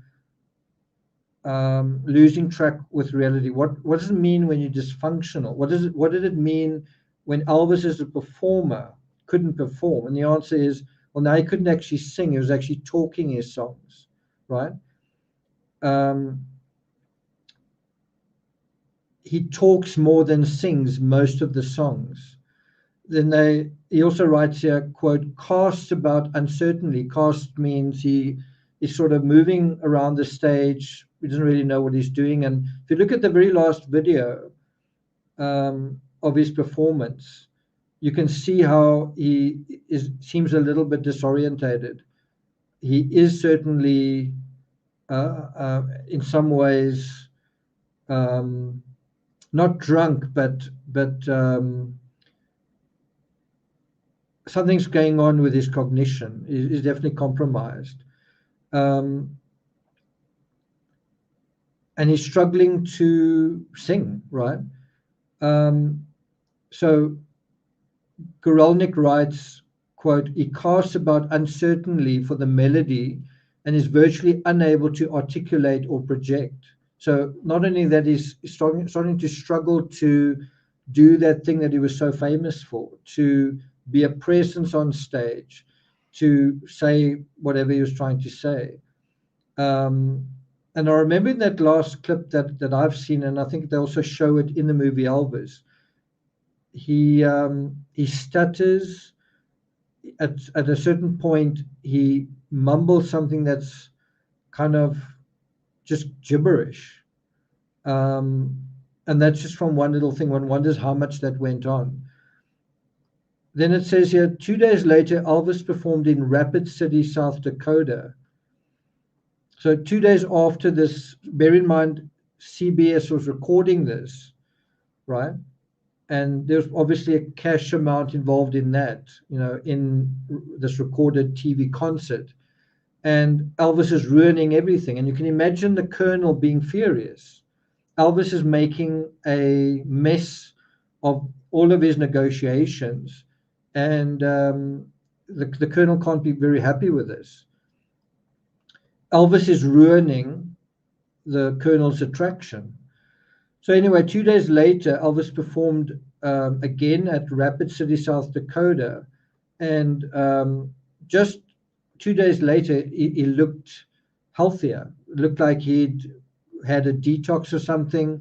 He even seemed to have lost a little bit of weight, and he sounded better. It was like the Colonel had given him a good talking to, and he was now, he was ready to bring back the old Elvis. And although overall the Rapid City performance was an improvement, by the end of the show, his face was, quoting from this writer, what's his name, Guralnik, he says that Elvis's face was framed, quote, in a helmet of blue-black hair. So his hair is like hanging over his face, and he doesn't seem to be aware of it. And sheets of sweat are going over his swollen cheeks. And you get the sense that somewhere in that sort of marshmallow man, somewhere inside that bloated thing is Elvis. But what you're seeing isn't Elvis. Elvis is somewhere in there. And you kind of get glimpses of him. On June 26, 1977, Elvis makes his last concert appearance in Indianapolis. And now we get to the last paragraph before August 16. And this is the part that I find, I find it as a true crime investigator and researcher, I find it, and writer, I find it quite chilling, because I don't think it's been emphasized enough, is that, remember those 3 guys that were fired by his father, and it was supposedly to save money? Well, their book comes out now. We at the very end of this long timeline, and what is this strange, unusual occurrence that happens right now, right before Elvis dies? Well, guess what? A book is published, and the book isn't really very positive. You can imagine the book is a nightmare for the Colonel. It's also a nightmare for Elvis. If Elvis has been hiding in hotel rooms, if Elvis has been able to sort of somehow get through his performances, well, he's about to be naked in front of the whole world with this bright laser being shone on him. This is the real Elvis, and you can see how Elvis is very vulnerable, in a sense that he doesn't want to wake up out of this place that he's in, this horrible dysfunctional place. He doesn't want to wake up, especially not to say I'm a drug addict and to have to give that up as well. And so it's a very cold, hard, harsh awakening at this time, at this very vulnerable time of his life, at this very critical time of his life, where things are failing. It's like multiple things are failing. At this horrible juncture, that's when this book comes out. And the book is titled Elvis, What Happened? Almost like it's a fait accompli. It's like we know what's going to happen. We know, we predicted your downfall. And then, it's something like a few days, literally days after the book comes out, Elvis is dead. And so that whole thing, Elvis, What Happened, is horribly rhetorical in a way. In fact, on the day that Elvis dies, an article comes out about the book. On the very day that he dies, an article comes out. And this is the article co-written by 3 bodyguards. Two of them, I think, went to school with him. So they were not only bodyguards, but close friends of his. And so this had to feel like a betrayal. This had to feel like a very deep, almost like being stabbed in the back, like Brutus stabbed Caesar, right? It's like these 3 lions that got kicked out of the mansion coming back and mauling the Lion King, right? And so this was the first expose ever to detail Elvis's years of drug misuse. And you can imagine the Colonel has been so secretive about his past. You can imagine this is almost the worst case scenario for the Colonel. The worst case scenario would be his past being revealed. I guess the second worst case scenario is Elvis's past being revealed, and indirectly his role, his culpability in what is happening to Elvis being laid bare, right? And so guess what? Elvis tried to halt the publication of the book. He tried to even buy off the publishers. As far as I know, Elvis's father tried to do the same thing. People say that the Colonel told his father to do that, but I kind of get the feeling it's the Colonel himself. Anyway, all of these people, Elvis, his father, and the Colonel, try to stop this book from coming out. They know it's coming. They know it's coming out. They try and go to the publishers and interfere and stop it, and they fail. And this inevitable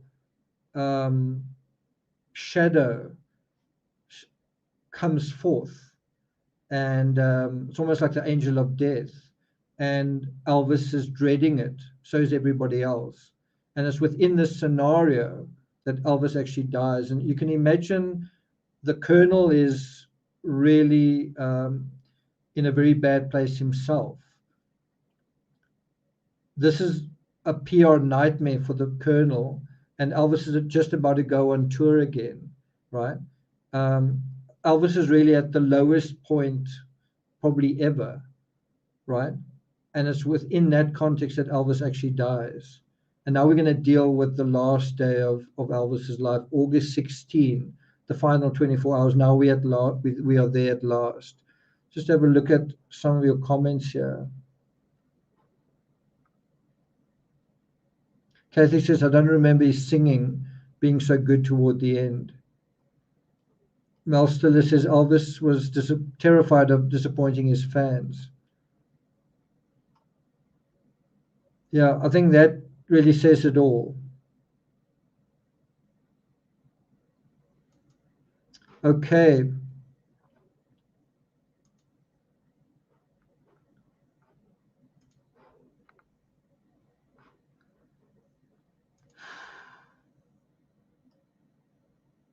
So I'm going to be quoting from this particular timeline. It's from the Express, and it's written by a guy called Stefan Kiriazis, and it was published about 9 days ago, but a really well done timeline. So if you want to read it on your own time, there's the link to it.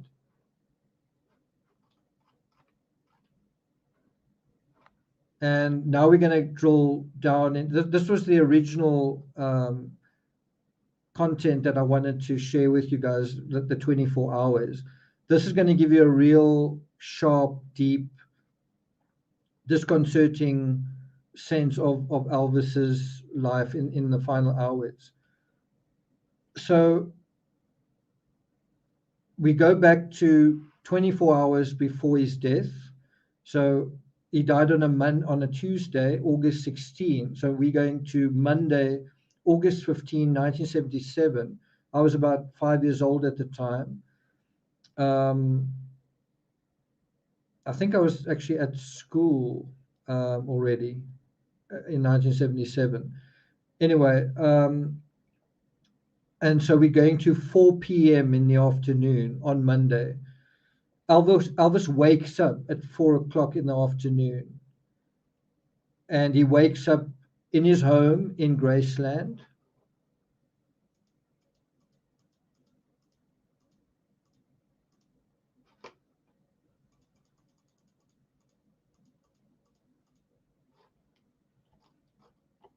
And of course, this is a 42-year-old Elvis. He's been living in Graceland almost 20 years.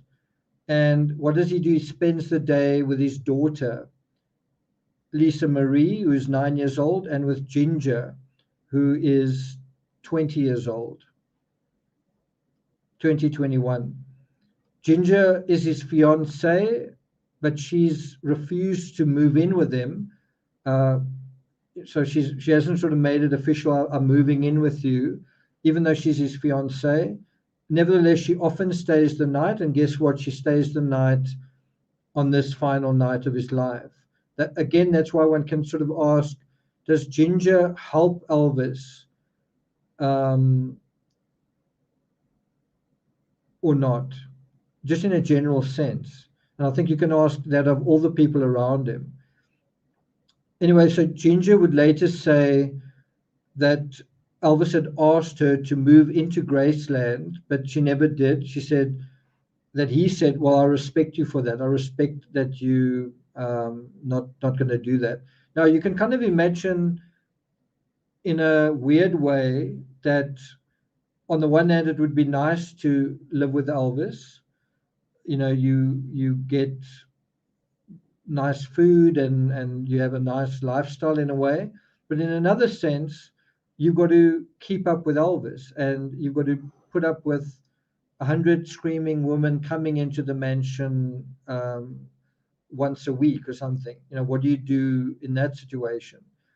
So I think there's an aspect to it that was nice and fun, and there's the prestige. I'm Elvis's girlfriend, but of course, quite a few of his girlfriends didn't really last very long because they did put up with his other girlfriends. So even though he invites her to stay there, and she's only 20, 21 years old, she declines, which I think is quite interesting. And she says, I just didn't at the time. It wasn't my way. And Elvis said, well, I respect you for that. But you can imagine that in another sense, Elvis also wanted a companion. As hard as it may have been for her to be there, he probably did want someone close to him in a sense. Do you know what I mean? Now we go to 10:30 p.m. So we've jumped from 4 p.m. to 10:30. So Elvis is woken up, right? And around about 6.5 hours later, they go to the dentist, and the dentist's name is Lester Hoffman. And according to this timeline, Elvis goes to the dentist because of tooth pain. Now, I don't know whether I agree with that. I don't know whether it's true. I don't know what you guys know. But somebody else said he didn't go to the dentist at 10:30 that night because of tooth pain. He went to the dentist to get medication. Let me say that again. He doesn't go to the dentist. So him and Elvis and Ginger go to see his dentist late at night on a Monday night. Is it because of his tooth is hurting? Well, why is Ginger going along as well? But anyway, or is it because he's actually going to the dentist to get certain kind of medication? The answer could also be both. It could be that he has had tooth pain. Goodness knows there was a lot wrong with Elvis in terms of his health. He had a lot of aches and pains. So would it really be that strange if he did have tooth pain?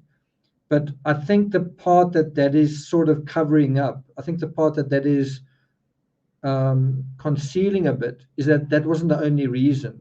He went also to get medication. And this is the opinion also of one of the bodyguards, that he went there not because of his teeth. He went there for medication.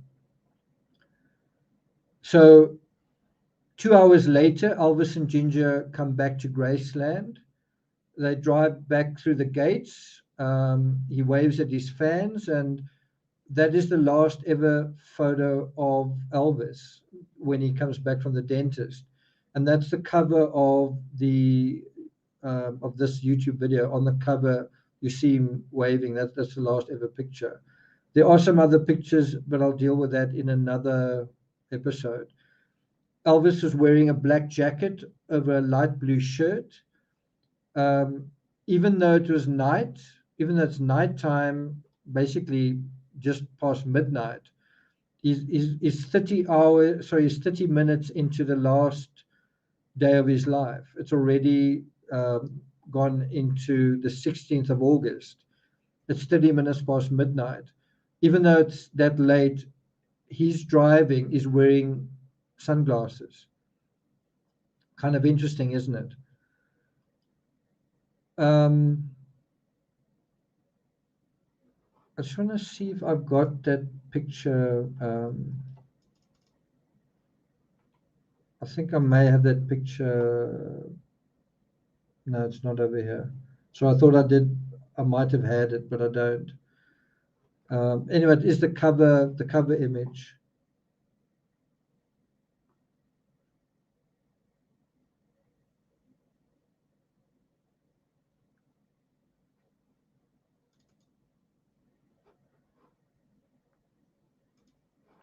Okay, so to add, I think, reinforcement to this idea that he actually went to the dentist for medication, is that at 2:15 in the morning, so 2 hours after he arrives home from the dentist, he actually calls his doctor, and now he asks for painkillers. Now think about that.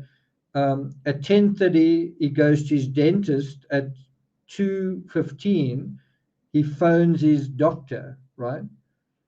And we know for a fact that he asked his doctor for painkillers. And he's prescribed 6 Dilaudid tablets. I'm not sure if I'm saying that right. And then he sent his stepbrother, Ricky Stanley, to go and get them from the all-night pharmacy at Baptist Memorial Hospital. Now think about that. He phones his doctor, very early in the morning, and his doctor doesn't think twice. His doctor just prescribes what he asks for. Then his stepbrother is also an enabler in the story, and he goes out to the all-night pharmacy, and lickety split, Elvis gets more medication. And you kind of get the idea that he may have used some of the medication he got from the dentist, and 2 hours later, it's still not kicking in, or it's not kicking in enough, right? So now he wants more. And that's what that trip is all about. And so Ricky returns and Elvis takes the painkillers. What do you think happens after that? So let's just say, in theory, in theory, Elvis and Ginger go to the dentist. In theory, Elvis takes some medication, maybe Ginger does as well. And then a couple of hours later, Elvis gets some more medication, right? So, as I understand it, Elvis effectively received 3 packets of medication in the 24 hours before he died. So you would get a kind of a packet of medication every single day. But on the day before he died, he actually got 3 packets. And one could argue that he got triple his usual dose on August 16, and that led to complications. That slowed down his metabolism. That was going to prevent him at the end of all of this, so many hours from now, from passing a stool, and that is what effectively killed him. So just think about pain-killing medication, lots of it is actually slowing your body down. And also, remember I said, if you take a lot of medication and you like a zombie, you can't adapt to your environment. Now, whether it's a bus that's approaching you on a street, or you are sitting on the toilet, and your body's telling you, I'm in distress, but you can't feel it or you can't respond to it, that's not good. And that's dangerous. And that, in this case, was lethal. So I think it's quite ironic that the hip-swaying king, who seemed so quick on his feet, was undone by drugs meant to slow him down. And it did so. It did slow him down. Anyway, now we are at 4 a.m. So 2 hours after phoning the doctor, you imagine that he took some additional medication. He's still feeling stimulated. He's still feeling antsy. Are you getting the pattern here? That he goes to the dentist, maybe because he felt like he's been getting too much from the doctor, or that maybe anticipated the doctor saying no or something like that. I don't know, but it's like 2 hours. He takes some medication, 2 hours go by, gets some more medication, 2 more hours go by, right? It's not having an effect. So Elvis phones his cousin Billy and Billy's wife and asks them to come over. This is at 4 a.m. in August, to play racquetball on the court at his house. And so they come over, Billy and his wife. And in a weird way, they are, I'm not saying they're enablers, but they drop, I won't say they drop everything, but whatever they were doing, I don't know if they were sleeping, but they come over to his house at 4 a.m. to play racquetball. It's kind of, isn't it, in the dark? And so, again, you get the sense that when Elvis needs you, you come. When Elvis summons you, you are there. If you don't, he doesn't summon you again. The writer of this article writes, everyone around Elvis who were either paid by him or in some way enjoyed his largesse was always available. Do you get what I'm saying? If you said, well, Elvis, do you know what time it is? Well, he would just call somebody else. And then you'd be out of that circle. You'd be out of that privilege. You'd be out of that excess. So it had been raining, and so when they arrived, Billy told Elvis he wished it would stop. So there's quite an interesting anecdote from the whole thing. And apparently Elvis held out his hands and said, no problem, I'll take care of it. And then at that moment, the rain stopped. And Elvis said, if you have a little bit of faith, you can stop anything. Quite a interesting story for the last hours of his life, where someone says, I wish the rain would stop. Elvis says, no problem, I'll sort it out. And then it does. And you bear in mind, Elvis was quite a faithful fellow. He had a strong faith.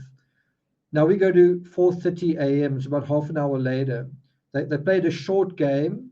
After that, you kind of get the feeling Elvis just felt like some company. He was not agitated, but he was restless, I guess. And he's trying to just get that energy out of his system. So they play a short game. Then he goes to a piano behind the court, and Elvis plays 2 gospel songs. Think about if you were an imposter in that situation. Imagine if you just somehow could have been beamed onto the lawn at Graceland at that time. The grass is sort of wet with rain, and maybe a little bit of steam is rising from it, and you hear this piano being played at 4:30 in the morning, and there are a couple of people milling around, and Elvis is singing Blue Eyes Crying in the Rain. Again, you would ask yourself, is that song contextually accurate? I mean, obviously it is. That's why I'm saying those other songs, in terms of the timeline, aren't they trying to express something? Now we go to half an hour after that, half an hour after the tennis game and the piano performance.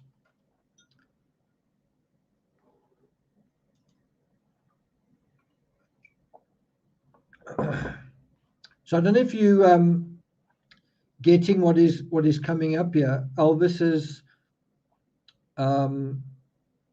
wanting to sleep. That's really what this is all about. And this is a regular thing, him struggling to sleep. Mel Stiller says it's an autobiographical song. Corporal Deb says Elvis would not take no for an answer. He also had a temper if he was refused. And you might not like me saying this, but I think it's worth saying. Isn't that quite narcissistic? You ask something, if someone doesn't like it, you lose your temper.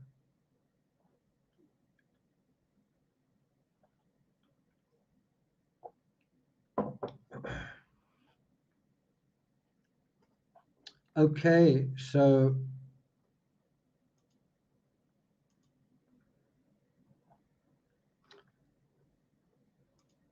at 5 a.m., Elvis and Ginger go to Elvis's bedroom. And guess what he does? Now he takes a package of prescription drugs put together by Dr. Nick for twice daily use.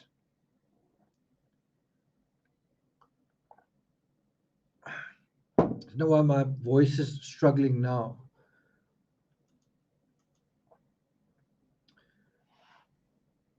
So this is at least confirmation that at this moment, Elvis takes a a package here of prescription drugs. It's not like 1 or 2, a package. Then it says here that the doctor would regularly leave these drug cocktails with Elvis's nurse, Tish Henley, which raises the question, where was Tish Henley that day? Was she there that day? And the point of this prescription drugs, the whole point of all of it was to help Elvis sleep. That's really the point. He just couldn't sleep. He couldn't settle down. So, I don't know if you guys find that social media keeps you up. You get a notification, you get a recommendation, whatever. Well, with Elvis, the world was his oyster. If he picked up the phone, something would happen. If someone phoned him, something would happen. Life was very larger than life for Elvis in a way. I'm using the social media thing as a real life analogy for all of these stimulating things happening that you find quite hard to avoid or resist, I guess. So he's trying to sleep in the middle of all of these stimulating things going on. And anyway, the doctor, let me show you the picture of the doctor. The doctor prescribed these medications, that's this guy. He would later be investigated just like Michael Jackson's doctor was investigated. As far as I know, he was initially disbarred because he did just found out that he was prescribing huge amounts of medication, not only to him, but I think also to Jerry Lee Lewis. And as far as I know, he was disbarred or something happened, and then he appealed and then he was acquitted. But that's a separate story. So at 5 a.m., he takes this package of drugs. At 7 a.m., he still can't sleep. So have you noticed the 2-hour increments in the story? And so one wonders, you know, this is an admitted taking of drugs. Were there other drugs that were consumed in this 24-hour period? Anyway, the point is, 2 hours go by, and now he takes a second full package of the pills. And these are given to him by Ricky, who was sort of on duty to noon that day. Ricky was the guy who went to the hospital, right, to get the other prescription medication. Now, if you think about it, you say Elvis only took the second package of prescription pills at 7. Then you say, but Ricky returned at 2 o'clock in the morning. Let's just get that right. Ricky returned at 2:15. Well, somewhere around there. He called his physician at 2:15, so maybe got back at, say, 3. But it does say when Ricky returned, Elvis took the painkillers. Unless Ricky took a really long time to return. I don't know if that's the case, but there seems to be 2 references to Elvis using the medication from Ricky, right? Anyway, so the reason that Elvis needed to sleep was he was going to fly out at 7 o'clock that night, right? So now it is 7 o'clock in the morning, and he's got to sleep now because he's going to be flying out at 7 p.m. So he needs to kind of sleep in the day. And if you sort of figure in that he needs to get at least 7 hours sleep, if he falls asleep instantly now, he's going to be awake at 2 o'clock. And then he's got to, I guess, pack and get to the airport. And that's going to take a couple of hours as well. Maybe he's got to do some press as well. So from 2 to 7, that gives him 5 hours, right? So he wants to go to sleep like pronto. I don't know if the concert was that night in Portland, Maine. I don't know that for a fact, but he was going to Portland, Maine for a concert on the 17th. So on the next day, the concert was the next day. And then he was going to continue from there with his US tour. So this was Elvis, the state that Elvis was in, severely sleep deprived, severely compromised in many ways. And he's about to go on a US tour. And he's just, in a way, fluffed the concert performances. In other words, the very last thing he did, he kind of made a mess of. And now he's about to go on this US tour. So now an hour goes by. Now we're at 8 a.m., August 16th, right? Tuesday. So according to the Express, quote, desperate to sleep, Elvis called Ricky to bring more medications, but they could not be found. So Elvis has kind of exhausted everything. And now he gets angry. Elvis is angry because he can't sleep, and he's angry because he can't solve this problem. And so now he calls somebody else. He calls Aunt Delta Mae Biggs, and he asks her to telephone Dr. Nick. You kind of get the feeling that he doesn't want to call the doctor because the doctor will say, and this is the doctor in picture here, because the doctor will just say, no, I've given you your medication. And so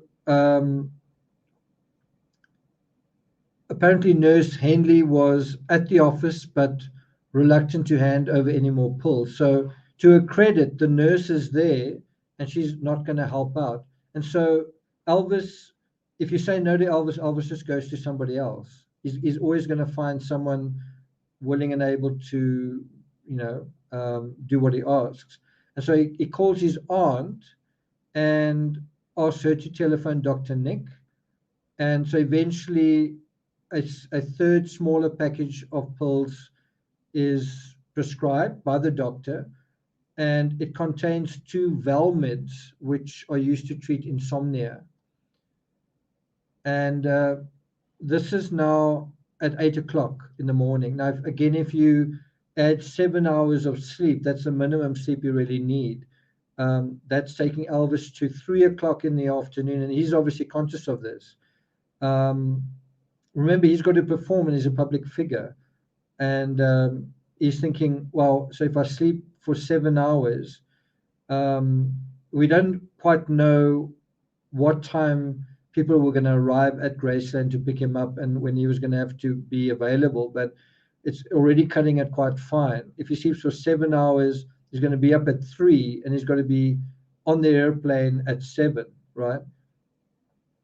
So in this whole situation, Elvis's little daughter, 9-year-old Lisa Marie, is in her own bedroom next door. And you've also kind of got to wonder, is Lisa Marie also awake at night and sleeping in the day? You just got to wonder about that. And so now a critical hour and a half goes by, almost 2 hours, but an hour and a half goes by. And Elvis has now taken a huge dose of painkillers, in total 3 separate packages of pills.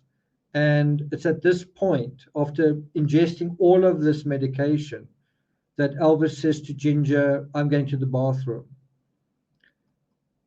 Now imagine it. He's dressed in gold pajamas. He's ready to sleep. That's all he wants to do. It feels like it's inevitable. He's going to sleep, but he's still not sleeping. So he picks up a book. It's Frank Adams's The Scientific Search for the Face of Jesus. Let me see if I can get the cover of that book.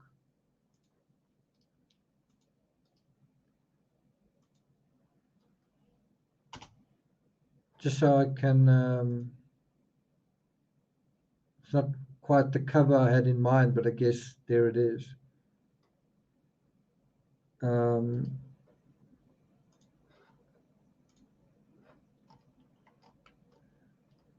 Yeah, I thought it would be a better book cover than that, but there it is.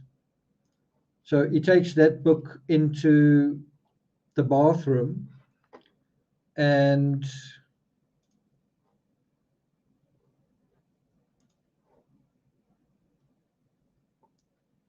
obviously is actually suffering from constipation, not just ordinary constipation, extreme constipation. And so he goes to the bathroom, and he was actually well known for spending long periods in the bathroom. And Ginger would later say that she warned him. She said, now don't go and fall asleep on the toilet. And Elvis's last ever words were, I won't. And of course, that's exactly what happened. Or let's put it another way. He lost consciousness while on the toilet, right? And so at some point, so this is 9:30 a.m. At some point after this, Elvis must have died. We don't know whether it was half an hour later. You can't imagine it was like 3 hours later. You would imagine it was a relatively short period after this. After ingesting all of these medications, Elvis must have died. And what happened was he fell forward, face first, onto the tiles, or onto the floor of the bathroom. And Ginger didn't actually hear that. Ginger must have fallen asleep herself. One wonders whether she took anything. But anyway, she slept soundly until 2 p.m. And so at 2 p.m., Ginger wakes up and realizes Elvis is not next to me. He's not there.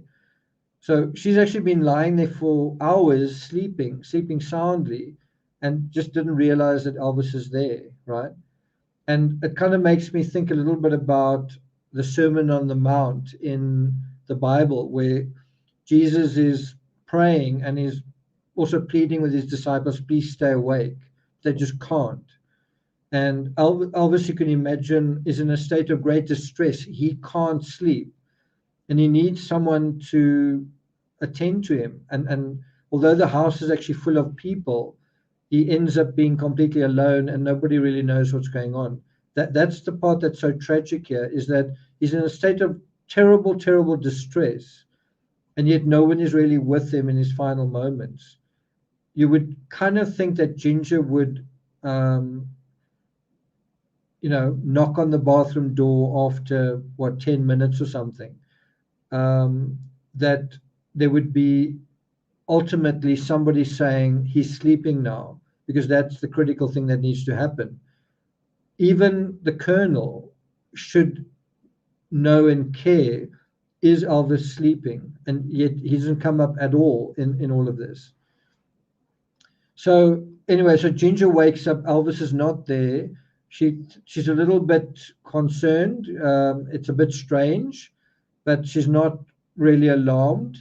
And so this is what happens according to the Express. Quote, Ginger called her mother for a chat, so she makes a phone call. Then she gets dressed, and then she puts on her makeup.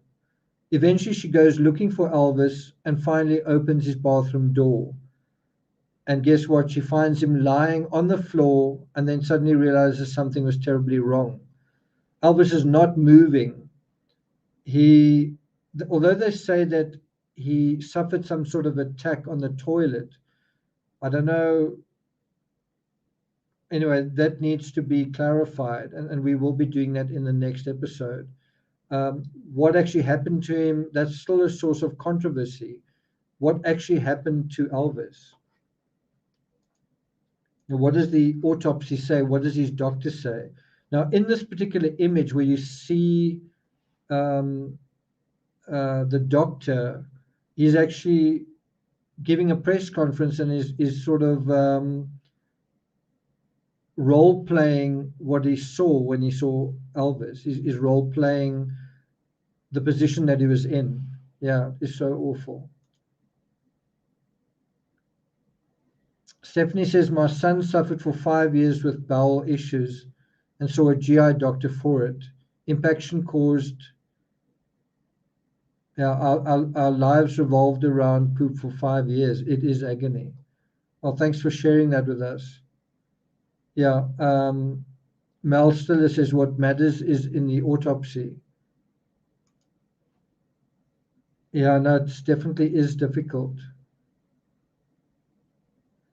So if you think about it in a practical way, we're going to come back to the timeline in a second, but if you think about it in a practical way, Elvis actually exercised not long before he died. He was playing racquetball.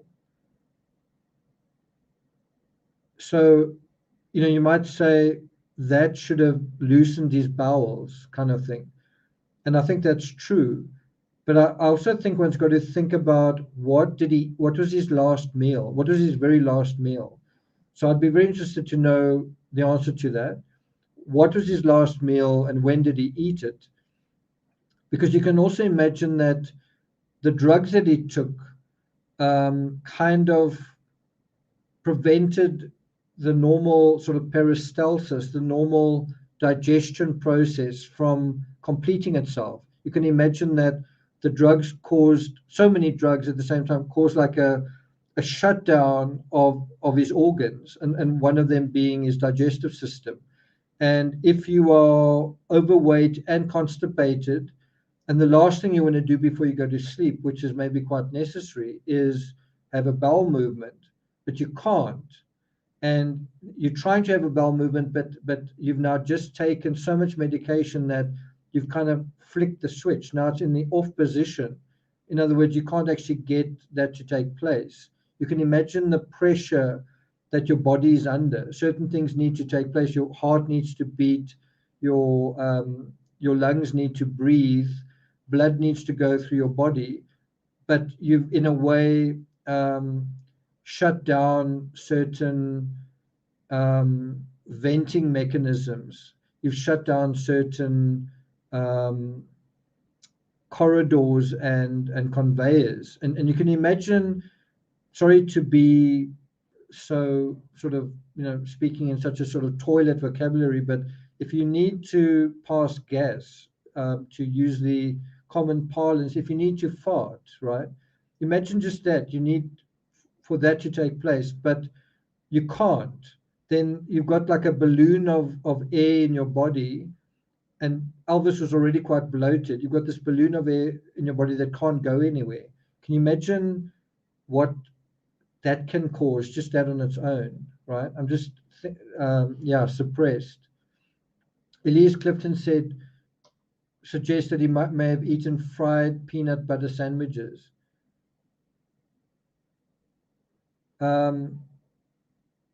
Mel Stiller says, as a Crohn's patient, I know that bowel movements become as important as the rotation of the earth. Yeah. Okay, so now we go into this. So Elvis wasn't moving.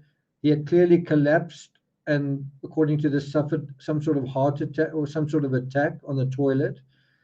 But clearly, where he, like people would say, why did he die or how did he die? I think the fact that he's sitting on a toilet is a big clue, without being silly or weird about it. The fact that he's sitting on a toilet when he dies, I think, isn't incidental. That's a big clue, right? Also, the fact that he took the drugs that he took, I think, isn't incidental, right? Does that make sense? So when Ginger finds Elvis, shame he's fallen over, but he's still in almost, what's the word? He's almost in a seated position. He's almost in a, what do they call it? Almost like a fetal position, but in a sort of seated position. But is you can imagine it's an awful, he's probably got his trousers around his ankles, and it's an awful, if it was you, it would be an awful scene for anybody to see you in, even if you were alive. It would be an awfully humiliating, horrible picture. And now everyone's going to see this, in this terrible compromised position. More and more people need to come into the room and assist, and they're going to see the king in this horrible final position, right? It's such a ugly, nasty undoing of this, wonderful man that seems so strong and clean and sort of heroic and good, and handsome and all those things. To have all of that sparkling magic fouled by this sort of ungodly end. I don't know. It's just, you know what I mean? It's just such it's a total inversion of the fairy tale. It's the absolute nightmare. If Elvis is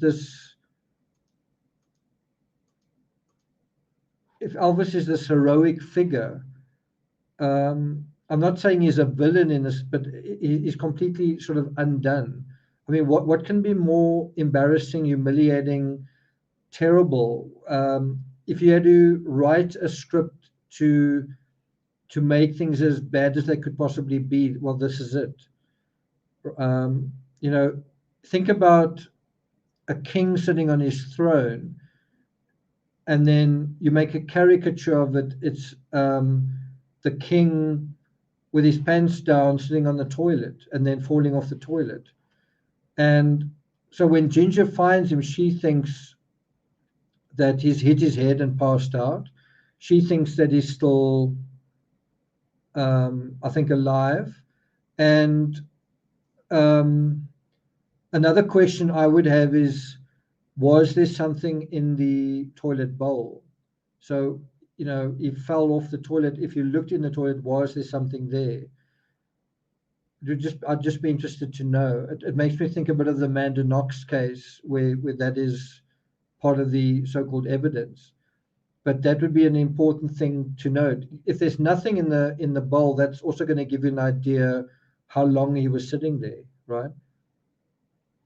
So Ginger calls out. I think there's like a telephone, it's like an intercom system. She calls out for Alstrada, who was on afternoon duty at the house. And at that moment, poor little 9-year-old Lisa Marie comes in to the bedroom, with the ensuite bathroom, to see what's going on. And I don't know. I don't actually know what Lisa Marie saw, but she's taken away by Ginger. She's sort of shepherded away, and then his father is phoned. So now it's like something that is not mentioned in this timeline is that one of the, I don't know if it was the bodyguards, but somebody performed CPR, and I think that somebody thought, he's no longer alive. It was like, we hope he's alive. We hope that we can resuscitate him, but you bear in mind, if he'd been in there for hours, there would be rigor. There would be already cadaver smell. Just that would indicate that something had happened to Elvis, that he was no longer alive. So, but even so, you can imagine hope against hope, the desperation to, just take the chance, do something, try and help him, right? And then they also call his father, who lives next door to Graceland, right next door. Think about it. One of the first things they do is they don't call the colonel. Think about who is called and who is there. And so they call his father. He rushes over to the house, and then an ambulance is called as well. The ambulance takes about 20 minutes to arrive. I don't know if that's a long time, but to the person doing CPR, it did feel like a long time. Then, so Ginger figures all of this out at around about 2 p.m., 2:15 p.m. At 2:33 p.m., the emergency services arrive. So I think you could say at around about 2:10 is when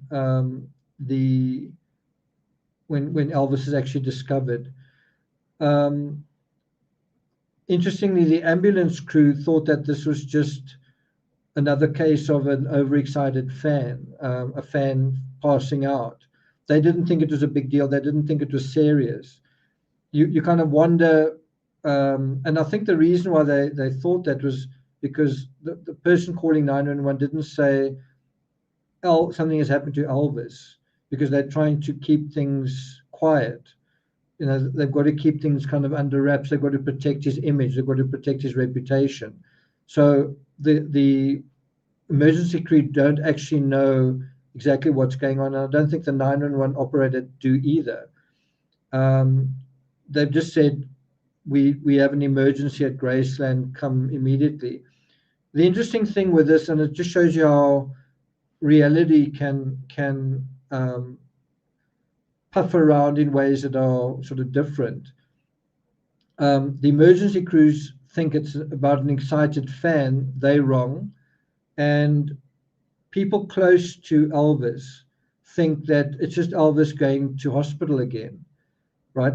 Bear in mind, he's being picked up by an ambulance. He's been taken to hospital, and they think Elvis is just going to hospital again. That's their reality. Well, this time he's going to hospital and he's not going to come out.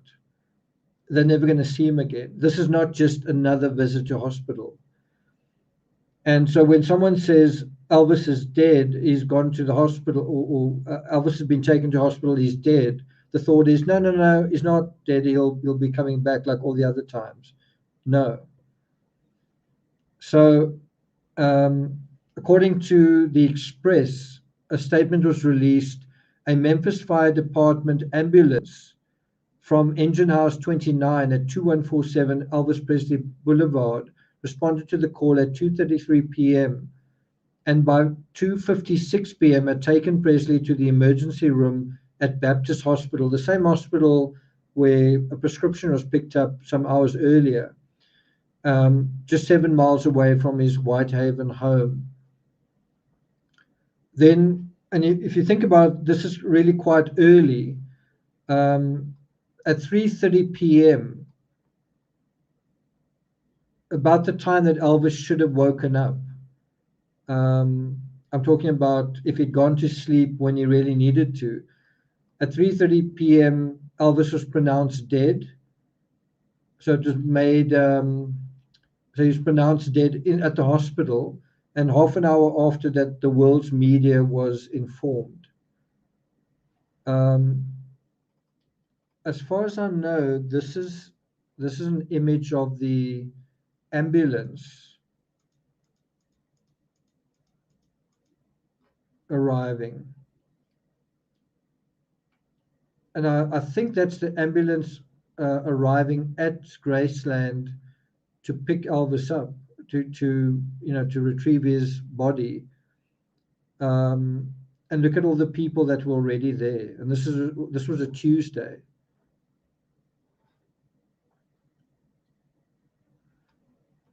So that is the 24-hour timeline. So Elvis dies on August 16 at Graceland, as I say, found on the floor of his bathroom by his fiancée, Ginger Alden. Elvis's funeral was held at Graceland on Thursday, August 18th. So just a couple of days later, outside the gates. So while his funeral was taking place, a car plowed into a group of fans, killing 2 young women and critically injuring a third. So in the midst of all this tragedy, just think about it. When Elvis is born, he's born into death. His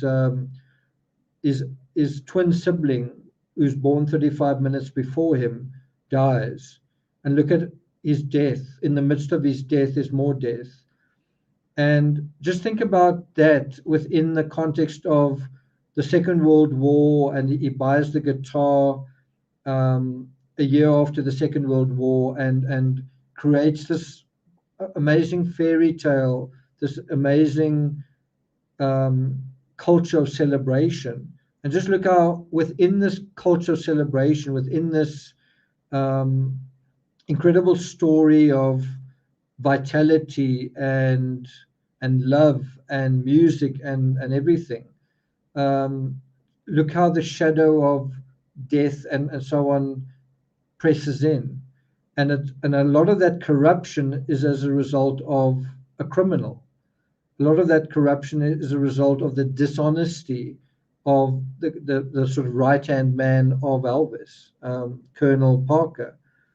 So anyway, 2 young women are killed while the funeral is taking place.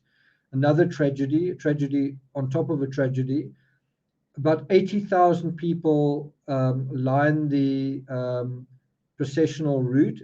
I don't know whether that is that. I just can't think that that is a hearse, unless it is. Is that a funeral image, or is that them collecting Elvis's body? I just don't know. What do you guys say?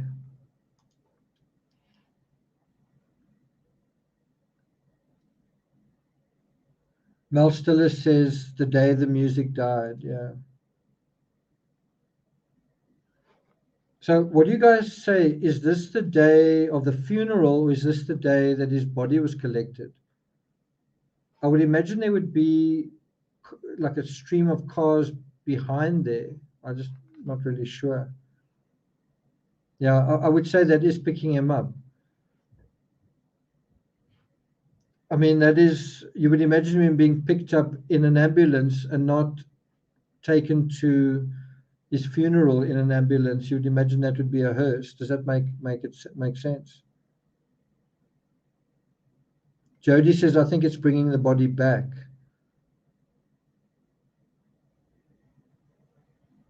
It is an ambulance, yeah. It is an ambulance. Elise Crofton, do you know that for a fact? Do you know that for a fact? Yeah, that is also a very interesting point. His first grave was robbed. I mean, to add the sort of macabre on top of all of this as well. Because he was actually buried next to his mother, and then there was an attempt to steal his body, which I think gave rise to conspiracy theories that Elvis is still alive, you know.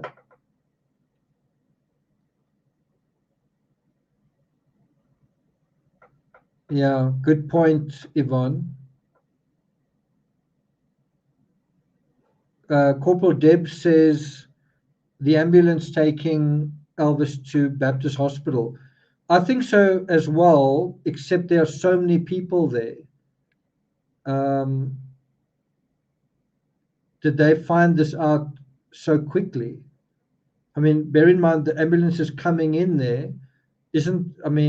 How did everyone find out? I mean, no one should have known this at that time.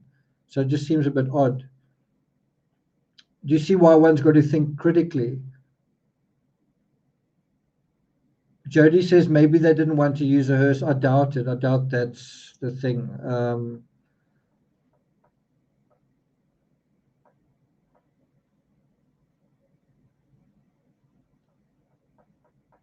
Okay, so I'm about to wrap up.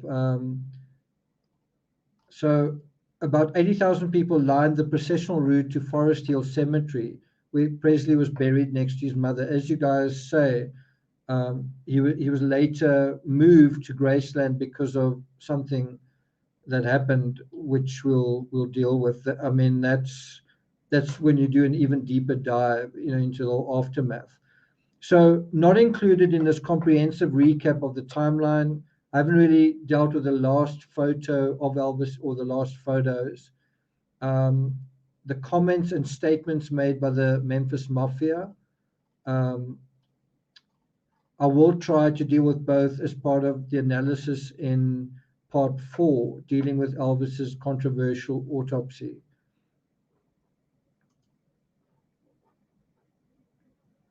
So that is that's my story.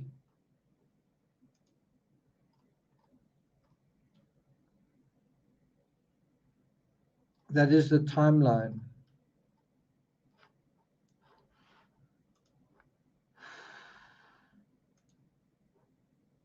Todd says that is a picture of the ambulance attending to fans during the day of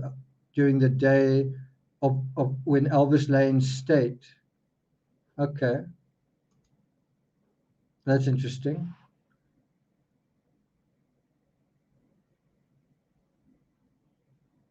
Mel Stiller says, "Oh, there's the ambulance." Okay, yeah, I saw that, Stephanie. Thanks. Okay, so that is my spiel. Well, 2.5 hours. So let me just have a look at the poll. So I asked you guys, I see 111 of you voted. If you haven't voted, make sure that you do. Where was the colonel when Elvis died? 17% say in Memphis. 14% say at Graceland. I don't think that's accurate. 23% say in New York. And 45%, almost half of you say unknown. I'm one of them. I don't know where he was. My guess is that he was in Memphis, but I really don't know. And I just find it quite odd that we don't know. Sharon Tuck says, great live. Thanks very much, Sharon. So, by the way, if you are watching this on replay and you've enjoyed this episode, please, if you've enjoyed it and you thought it was well done, make use of the thanks button. Yeah, thanks a lot, Sharon. Also, thanks to Stephanie. Thanks a lot for being here as well, one of our mods here. And yeah, just it was interesting you sharing that thing about your son. I mean, it really brings home how I don't know how vulnerable we all are in a way. I'm sitting here with strangely afflicted bum muscle. Whenever I stand up, it goes into like a spasm. I'm talking about like every single time. And the physio says that it could be a nerve, and she thinks it's a nerve. And I don't know. I feel like it's a muscle thing. Maybe it's both, but it's certainly not something that's going away. And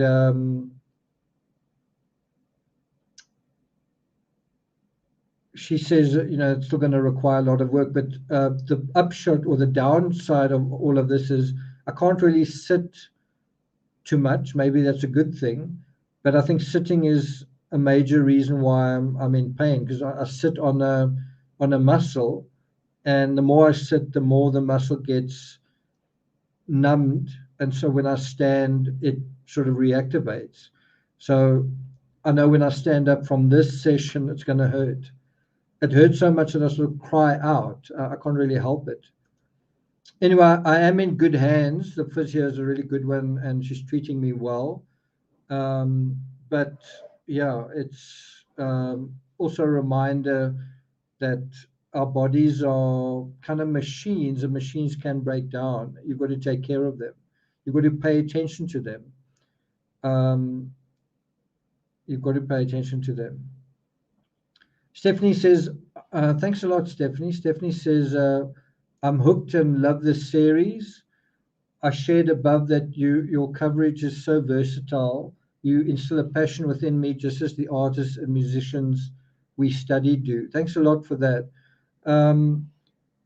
Like I say, I just happened to watch a movie about a week ago. I didn't even plan on going to watch it. I just sort of tagged along. And then I just kind of, something clicked at the end of the movie. And I thought, wow, that's quite interesting. And then I was supposed to go to sleep like Elvis. And I just had these thoughts popping in my mind. And I was like, does the Colonel have an alibi? What's the Colonel's story? This and that and the next thing. And then I got up out of bed, and I just started investigating, and I haven't really stopped. I haven't really stopped investigating.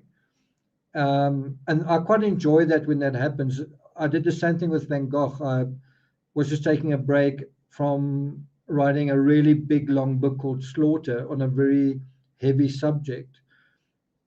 And I happened to watch a documentary, Loving Vincent, and same thing, my mind just clicked.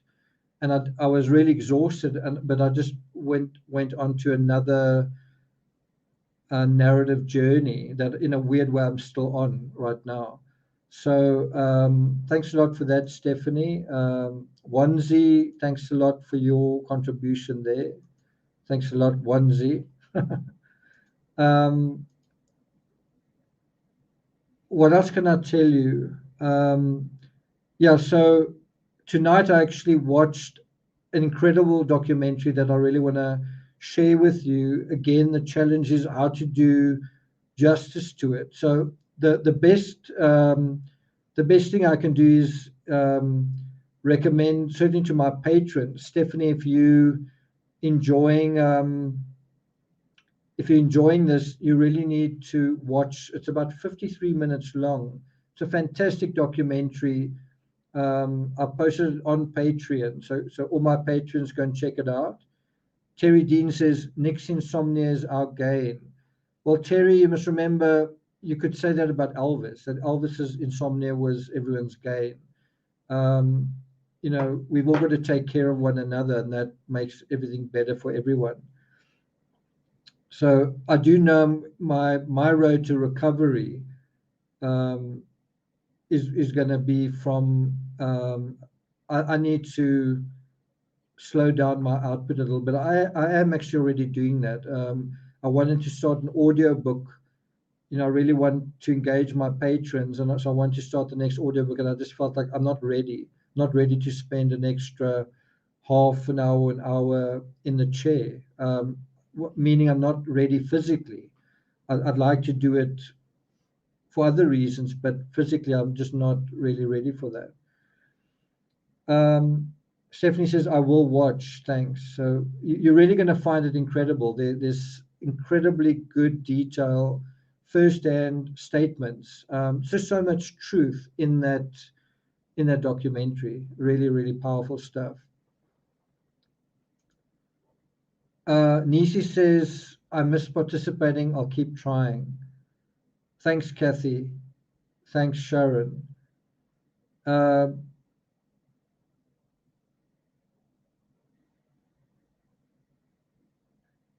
Ricardo says spinal cranial therapy will help aligning the.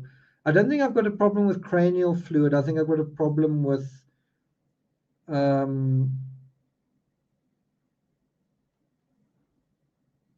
sort of stretched muscles and damaged muscles, like a lot of muscles that have been damaged, right? Corporal Deb, thanks, from Australia. She says, what a marathon series. Thank you, Nick. Well done. So this is what we're going to do going forward. The next episode will be tomorrow, and it'll be on the autopsy. Don't laugh, but for this episode, what I really wanted to cover besides the 24-hour period was the year 1976. There was like amazing detail that I want to cover in 1976, but the script took so long to write.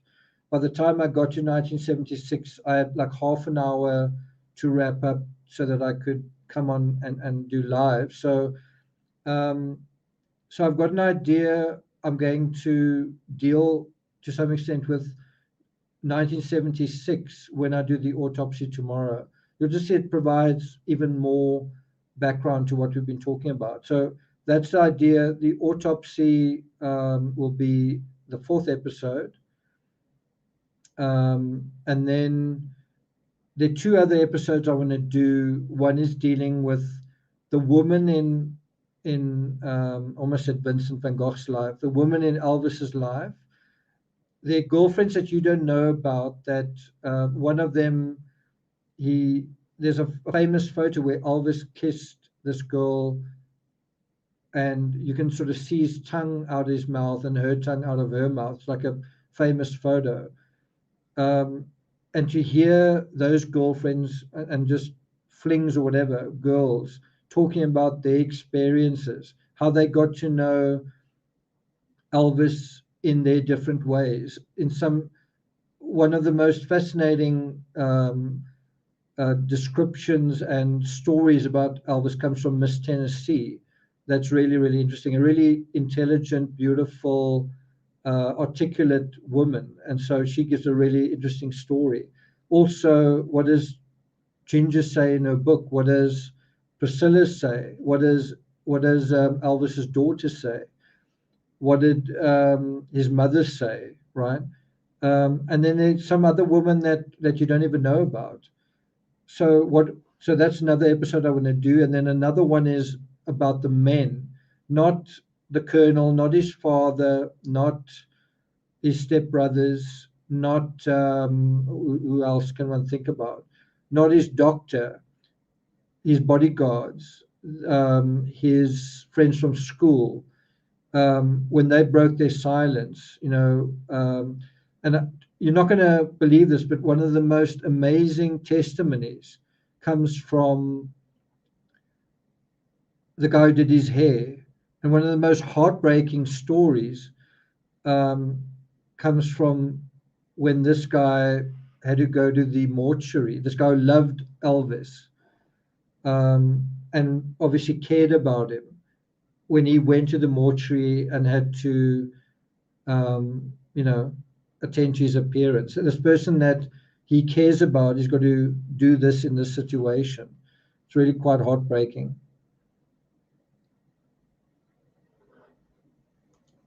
Leslie Dunbar says, place your lower back in a cold compress or ice pack. That's definitely an idea. Thanks for that, Leslie. Cold peas might do the trick. I do have padded cycling shorts, but the thing is much, much deeper than that. And then I'm just trying to think so we're going to do the autopsy as well. And then after all of that, we might do a super deep dive. I'm not going to say too much about that, but in a way, we've been taking sort of stabs here and there, and we may end it all off with end up being episode 7 or 8 or something, a super deep dive through the thing. I must also tell you, I've already ordered 2 books on Amazon. In a way, Stephanie financed that. Stephanie gave me a super chat. She said, "This is so that you order the book." So I have ordered them, and depending on what's in the books, I will expand on this narrative and this analysis even further. So we'll see how that goes. Zircon says, what time tomorrow? More than likely a similar time to today, but I will confirm. It should more than likely be around about 5 p.m. Eastern, so look out for that. Mel Stiller says, night all, much love to all of you from Western Canada. Thanks a lot, Stephanie. Sharon says, well, my mom is watching the series and loves it. Well, that's such a great compliment. That's hi to your mom, Sharon. Tommy says magnesium also makes you relax. Corporal Deb says try an osteopath. I am going to a biokineticist, yeah. Yeah, so like at this moment, the Gabby Petito case, not a lot seems to be happening. The Caitlin Armstrong case, not a lot seems to be happening. Things are happening in Johnny Depp versus Amber Heard, but I'm just sort of waiting for a little bit more before I go back to that. As much as some people don't like it, I do think it's quite important. That's also a narrative that interests me, even though it's quite divisive. I think it's important to stay on top of it. It's also a narrative that we don't know what the end conclusion is going to be. And I think it's important to some extent predict it and to some extent stay on top of it. Speaking of Johnny Depp, don't you guys sort of think that Johnny seems to have modeled himself on Elvis? The more I watch Elvis, the more I see Elvis, the more I think of Johnny Depp, just because he's also got rings, these big rings on his hands. Johnny's also got that swarthy complexion. Johnny's also had that sort of jet black hair. In a weird way, Johnny's also followed a kind of trajectory like Elvis, a sex symbol, someone who's whimsical in a way, but also very sexy. Do you guys see that or not really? I just wonder whether Johnny Depp, who sees himself as a rock star, who also wanted to play guitar and all that, and is doing rocking right now, he seems to be modeling himself on Elvis. Do you think that is that factually true? I'd just be interested to know. Definitely similar style. Good point from Elise Clifton, both Southerners. Well, Nisi says my mom as well. That's good to hear. Hi, Nisi's mom. Okay. Yvonne says there are similarities. Yes. Okay. So I don't think I'm going to make it until 3 hours. But you guys have been a great audience, and I think whenever you go through timelines, that's when you really get the best contextual sense of everything, and the more detailed it is, the better. That's why the more detailed a timeline, the more authentic your narrative. So that was what this was all about. Tomorrow, when we deal with the autopsy, we're going to be dealing with the timeline again to some extent, but very, very, very specific details that are going to be quite sort of visceral. I was actually quite surprised that I think it was Ginger, that she was so personal and so detailed in when she describes what she saw and what she found. It really takes you right there. So that's what we're going to do in tomorrow's episode. Okay, thanks, Sunflowers. Thanks, all of you. Have a good night wherever you are. And if you're in America, stay cool. I know it's pretty hot there. If you're in Australia or the Southern Hemisphere like I am, keep warm. The winter's coming to an end. Same with you guys in the summer. It seems like the best seasons wherever you are in the world are these seasons in the middle, spring and autumn. So we look forward to that. Take care, guys. See you guys next time. Thanks a lot for all the super chats as well. Okay.